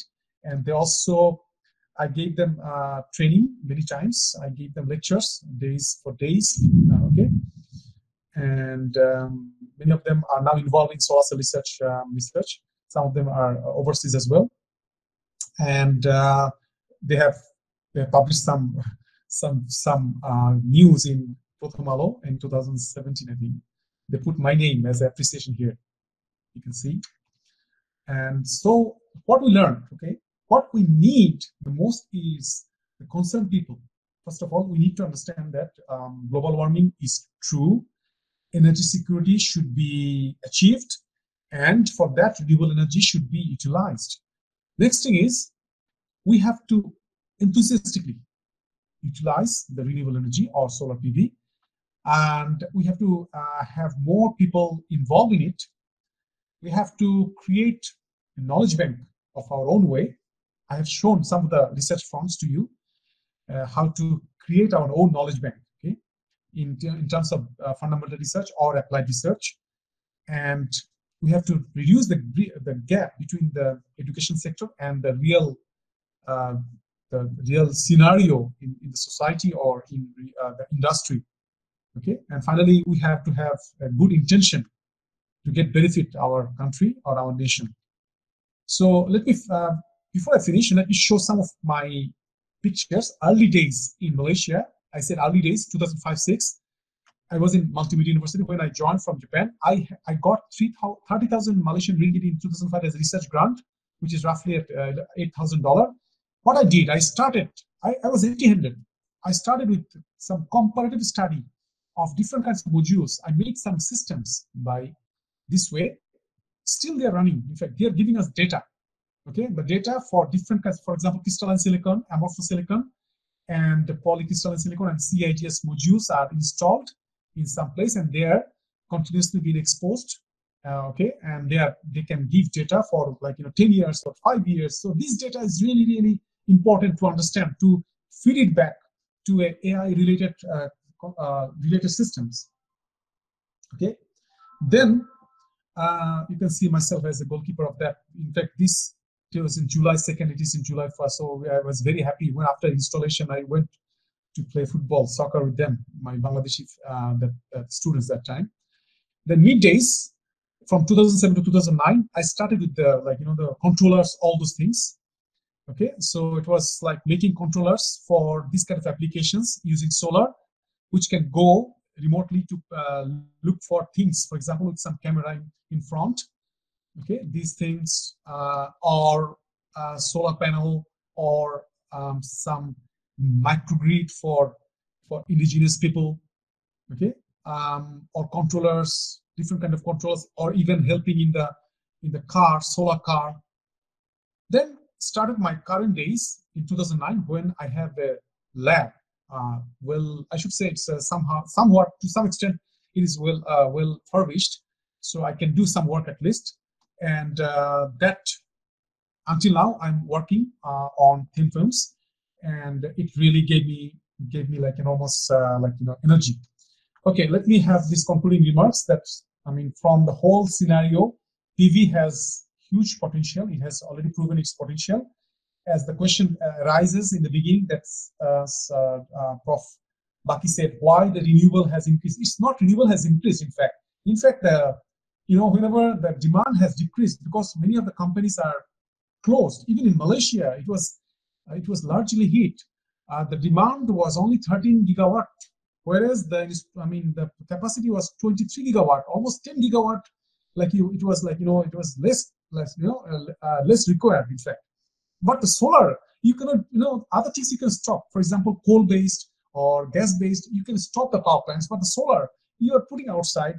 So it is there. If you do not add something or if you do not reduce something, that means it is there. So the percentage of renewable energy share increased because we have partially stopped some of those conventional power plants, non-renewable power plants. That's why it showed that the percentage from these renewable energies have increased. In fact, it is as it is since 2019, because in 2020, after COVID, there was nothing much done last 4 or 5 months or 6-7 months.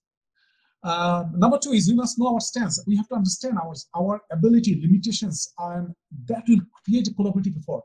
For example, QA doesn't know that BUET has this, and BCSI doesn't know that BUET has this, or maybe they know or they do not know. And everybody in Bangladesh, I saw that they are being like, they are all like, growing. They're not growing as a whole. They have their own, I don't know what intentions they have. They have their own things, own stance. Sometimes we call it own ego. That is killing, in fact. As in a limited resource country like Bangladesh, even we have something at least can be done, but we are not collaborating with each other. Number three, cutting edge research in solar PV. It's not that easy. But we have some knowledge now. We have, apart from me, there are many Bangladeshis are working on PV nowadays. You can find, and we can get help. Okay, please help us to do this, to do that.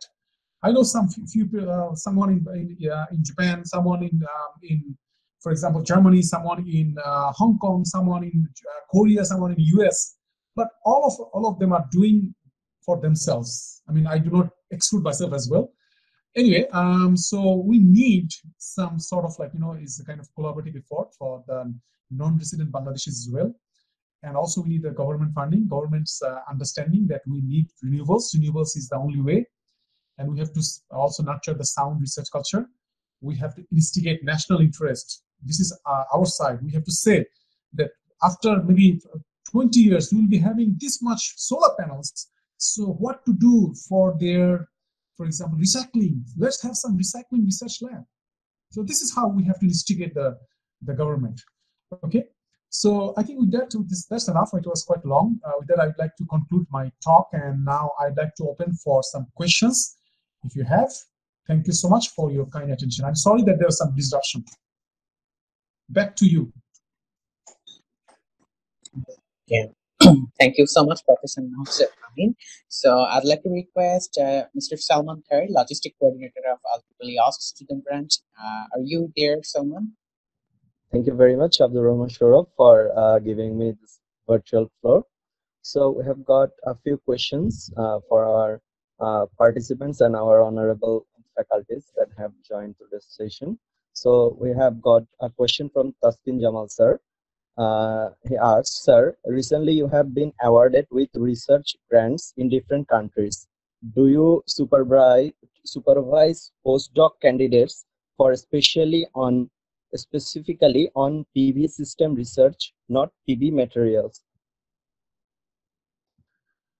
Yes. 2 years ago, when I joined this university, I had 7 postdocs. Usually, I prefer the postdocs from my PhD students because I know them. Okay, I nurtured them, so I gave them privilege. For PV systems, yes, for this, I think that recently the 2 grants I got, one from US NSF, National Science Foundation, which has a provision of a postdoc, I think, but it's about the material science related work. And then the other one that I got from Saudi Arabia is a completely fundamental research on fabrication. But usually we have provisions apart from these grants. We have our university is providing postdoc grants. If you are interested, but sometimes you have to be patient. I take students, or I take postdocs, even making them wait for 1 year, something 1.5 years, something like that. When I promise in such a way that I have to make sure that I have enough money for it, because sometimes I have to pay. I mean, not from my pocket, but from a research pocket or research grant. I think one of the example is Dr. Fakrul is here. I think he's a professor in IUT. He recommended one. So he recommended one of his colleagues in IUT, Dr. Firdaus. Firdaus got his master's with my supervision from here. And then I took him as a PhD here. Now he's a postdoc. He's working. He's a very very smart person. And I think this is you have to wait. I always say, yes, I can give you a provision whenever there is a provision provided in my grants. But mostly those are specific for certain work, right? So sometimes matching between your expertise and our requirement is very much needed, because postdoc is a job, is not something degree. Okay, it's not that you do not perform, then you will be you'll be penalized or something like that. So it's not that. So if keep in touch, if we have provision, even in our case we sometimes promote them to Japan. We have a very good linkage with Japan. Sometimes the Japanese professor also write us, give us some student for postdoc. One of our postdocs, one of my students, in fact, he went to Japan for 3 years as a postdoc. He came back and he rejoined my group as a postdoc. Now he is a teacher in University of Malaya. Yeah, thank you very much, sir, for your answer. We have got another question from Zayed Hossain. Excellent talk, sir. I got one question. Which software do you prefer for simulating tandem solar cell? Okay, I have a list of softwares, right? I mean, you can, whenever you enter, because these are all from websites, you can check. Okay, you can find some of the papers that which software. Definitely there are some published papers, so you can, from the published paper, you can personally also check. Okay, for example, are they using it for first generation solar cell? There are specific programs that are good for example, silicon, and there are specific programs those who are good for thin films. There are specific ones those who are for tandem one. So I can say that AMS we use, we are quite familiar. AMS you can try, but there might be something else which we have never tried. But because we are now doing, we are in the 3rd generation of our research, that means we have to do with real things, materials. Our research paper from simulation becoming very tough nowadays in high impact journals. So I think for a starter like you start with AMS, you try, because we tried before and we have some paper, we have some maybe not good quality paper, but we have some paper. You can also refer to those papers. Back to you, Salman. Sir, I've got another question. Is it efficient to have a power plant fully operated on solar power for supplying electricity on a vast area? Okay, the question, I have, this is my say that coexistence, because solar power plants, it depends on your weather condition. Okay, so if there is a weather condition, fluctuating weather condition, then what you have to do, you have to have, if you can really buy storage. Nowadays big storage are reality. big megawatt peak storage. Means, for example, you need 1 megawatt hour of energy in a day. You can store the energy in a big, large container kind of storage. Okay, so these are now reality. If you have money, you can do it. You can solely depend on solar. But I say coexistence: solar, wind. Wind, mostly there are wind in flat places. So you have to think of solar, wind, and some like, you have to keep some of the conventional fuel-based generators as well, just to, for example, just in case solar is not enough. Usually solar by solar, if you need 100, you just oversize to 200. You need some capital cost. You don't need running cost for solar because you don't have to give any fuel. So you have money, you just double your requirement, then you can store it, or you oversize it in such a way that you will not face those fluctuations in your power like usage. Okay, so there are ways, I should say, there are ways, but at this point I should say we should accommodate everyone. We do not say 100% right at the moment, because there are, our solar panels, whenever there's a fluctuation for weather for 2-3 days, for example, in some places there are cloud always. So what to do? Okay, yes, those have the solutions. World has 6 places. If you put on those 6 places and you have a superconductive, network of energy or power, you do not need to worry about any fossil fuel, honestly speaking. But is it really realistic? Because the countries do not talk to each other nowadays. The neighbors are very hostile nowadays. So there's some simulation says that 6 places in the whole world can mitigate the whole world in terms of energy, supply, only by solar. Okay, it's possible, but problem is our relations with our neighbors. How to do. But one thing is already is possibly, like, for example, the internet cables, right? Internet, now we have the submarine cables. Almost 200 countries are connected by submarine cables. So if we can be connected by submarine cables for internet, why not we be connected by those kind of cables for power supply as well? If you can do that, solar from 6 places around the world can really solve the whole world's energy crisis. I hope this answers well. I think so. I think he has got her answer, his answer. We have got another question from Redwan Islam. Sir, I have seen solar fiber is used for clothing, but is still in research, I guess, which made me interesting, but I couldn't find a way to go ahead with this. So my question is how we can convert our interest into research works, and also if you could please say something about solar fiber. Yeah, one of my students, he's now a lecturer in Multimedia University. He started also on the fiber, but it should be cylindrical solar cell in tiny wire, because fiber is a cylinder, right? Cylinder kind of thing. So you have to coat the fiber in nanoscale, and also utilize carbon nanotube, all those things. But which is, I should say, it's still fashionable. It is exotic, which is. If you can really start, you can publish very good paper, but it may be not realistic. So I only know to that extent that because not much work has been done. Sometimes we see somebody publish paper, then it becomes very like a hot topic. Then they may not go for the next round of, like, for example, research or something.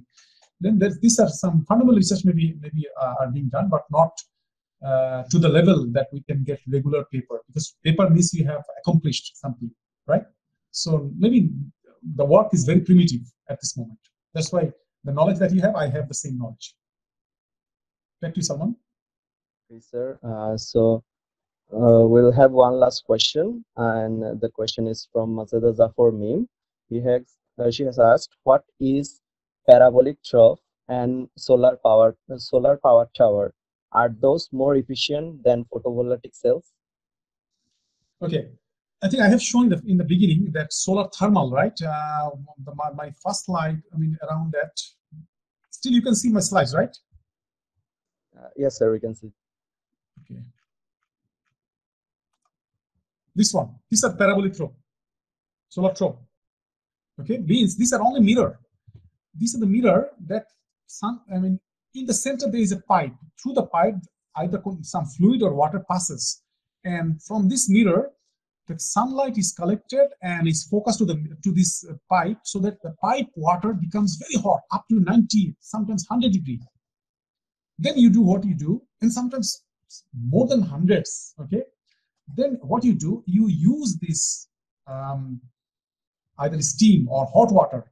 Okay. If it is hot water, we just add some more heat to make it steam, and then we can turn a steam turbine. Right.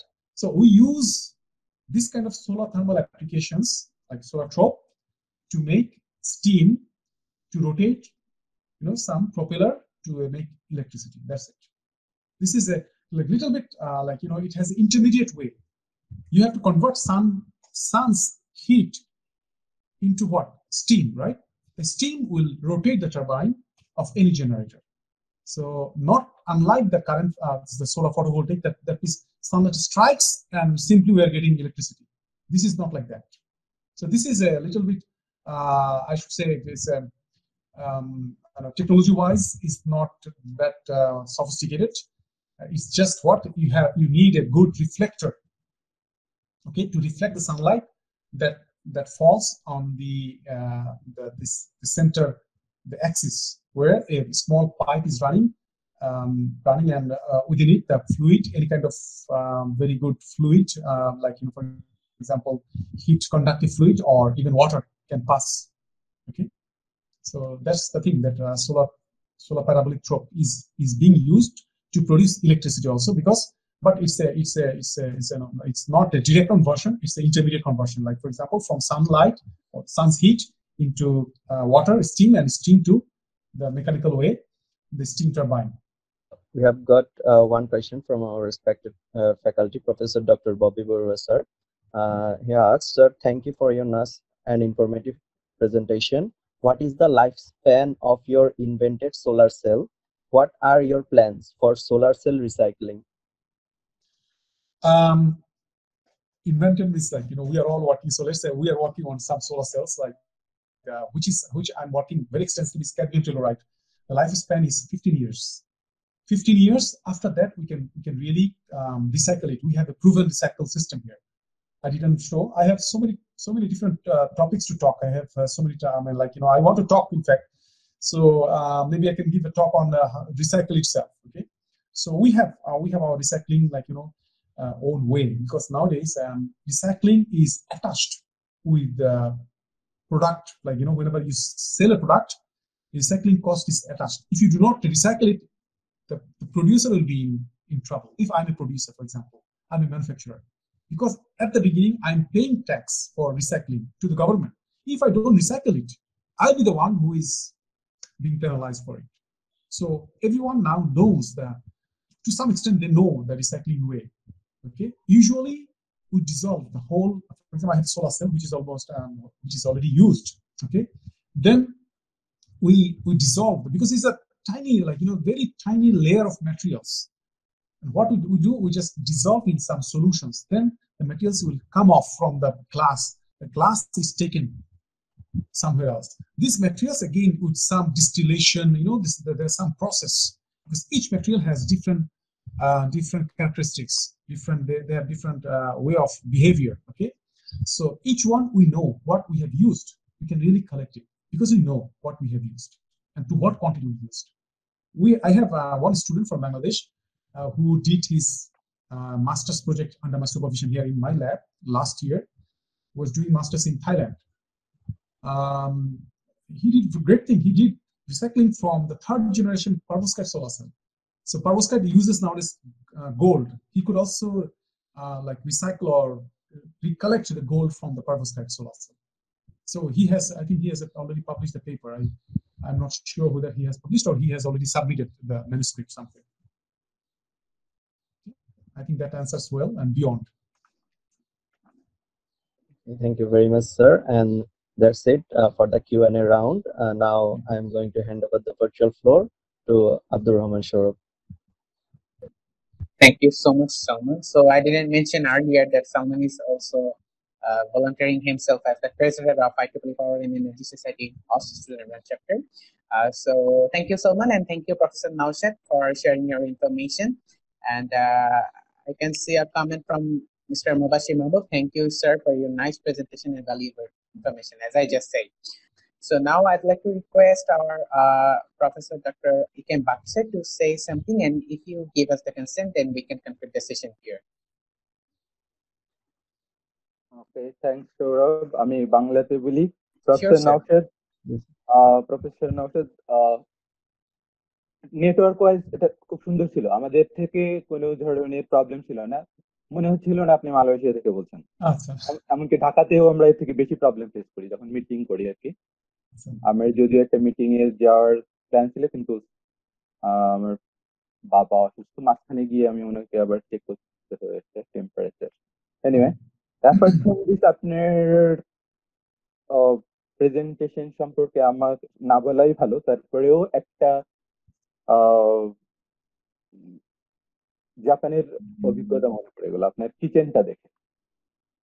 আপনি যে কিচেনটা দেখিয়েছেন, তো আমি যখন Kyoto ইউনিভার্সিটিতে PhD করি, এটা solar power related, but solar power satellite.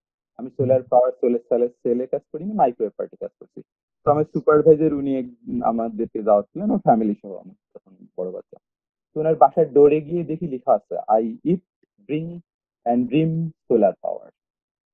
আমি বুঝিনি, আউট অফ কিউরিয়াসিটি ওনার বাসায় ঢুকে করছিলাম যে এটা কি করে সম্ভব। তো এনিওয়ে, আসলেই এটা ঠিক, রিসার্চ করতে হলে it should come from very bottom of the heart. আর একটা বিষয় হচ্ছে, হ্যাঁ, আপনি মেনশন করেছেন আমাদের বাংলাদেশ সম্পর্কে, বাংলাদেশের বটল নেক্স গুলো, ফিনান্সিয়াল ম্যাটার গুলো। 50 crore money is just 2 building in my area. দুটো বিল্ডিং এ 50 crore টাকা লেগে যায়। এনিওয়ে, এটা সম্পর্কে জানলাম, যেটা হয়তো আমাদেরকে ইন্সপায়ার করবে, but again another bottleneck that we are from private university, and I will keep in touch with you definitely. I have got something new from today's presentation, informative. Again, last part is appreciation from my heart. Thank you.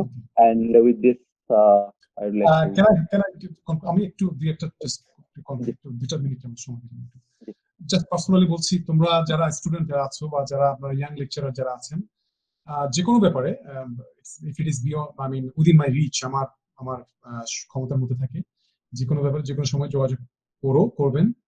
আশা করি মানে নলেজটা যাতে, মানে আমাদের যে আজকে অনেকে অনেক ধরনের আইডিয়া, আমরা তো আইডিয়া পাই এইভাবেই। আসলে আমি চেষ্টা করছি, আসলে এই আপনাদের এই ইয়ের জন্য আমি কিন্তু গত এক সপ্তাহ ধরে বেশ চেষ্টা করে নানান ধরনের ইনফরমেশন কিভাবে স্টোরিটা তৈরি করবো, কারণ ইউজুয়ালি আমরা দেই too much deep inside our research, like কোথায়, কিন্তু এটা হচ্ছে একটু আপনাদের কেমন ভাবে স্টুডেন্টদেরকে ইয়ে করতে হচ্ছে, কোথায় আমার স্টেপিং করা উচিত, হ্যাঁ, আগে একটু জেনে নেই। সেই জন্য আমি ওভাবে মানে স্টোরিটা ধারণ করার চেষ্টা করছি।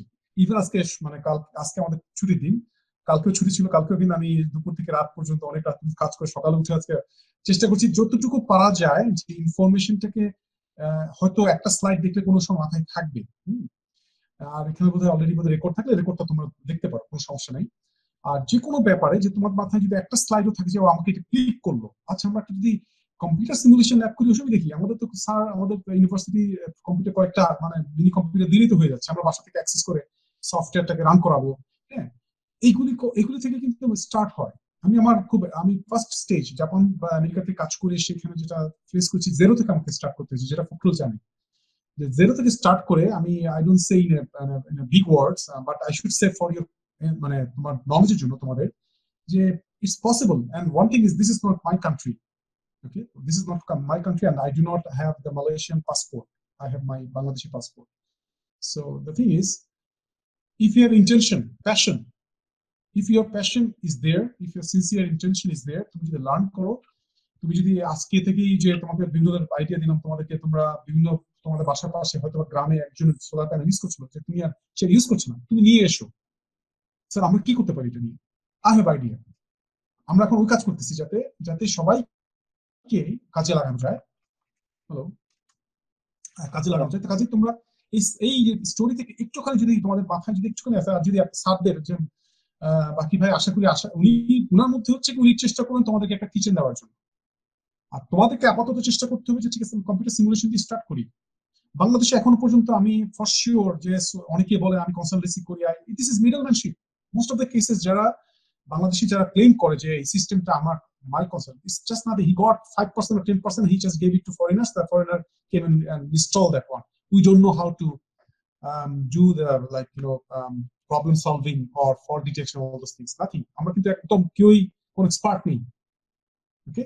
কাজে তোমরা একটু চেষ্টা করো যে আশা করি বাকি ভাই আপনার ইয়েতেই ওখানে একটা রিসার্চ সেন্টার করেন, কিছুই নাই, ছেলে আছে, যারা সপ্তাহে একদিন বসবে, ডিসকাস করবে, তারা ইয়ে করবে, কিছু কম্পিউটার সিমুলেশন নিয়ে কাজ করবে, অথবা হোমওয়ার্কস যে সিস্টেমগুলি নিয়ে কাজ করা যায় ওগুলি করবে, বা কি করা যায় ওটা জিজ্ঞেস করবো আপনার। সেটা না হলে আমরা কিন্তু আগামী আমরা কিন্তু সোলার ইউজ করছি, কিন্তু একসময় কিন্তু বিশাল একটা ট্র্যাশ আসবে। আমরা কিন্তু এখন কোনো প্রবলেম আমরা সলভ করতে পারছি ফেলার সিস্টেমে। সেটা যদি একটা ল্যাব করা যায় মাত্র 3-4 কোটি টাকার মধ্যে কিন্তু সোলার যে ডিগ্রেডেশন ফল্ট যে ডিটেকশন ল্যাবগুলি কিন্তু করা যায় 3-4 কোটি টাকার মধ্যে। এইগুলি আপনাদের মাথায় রাখবেন। এখানে ডক্টর ফখরুল আছে, সে আইইটি।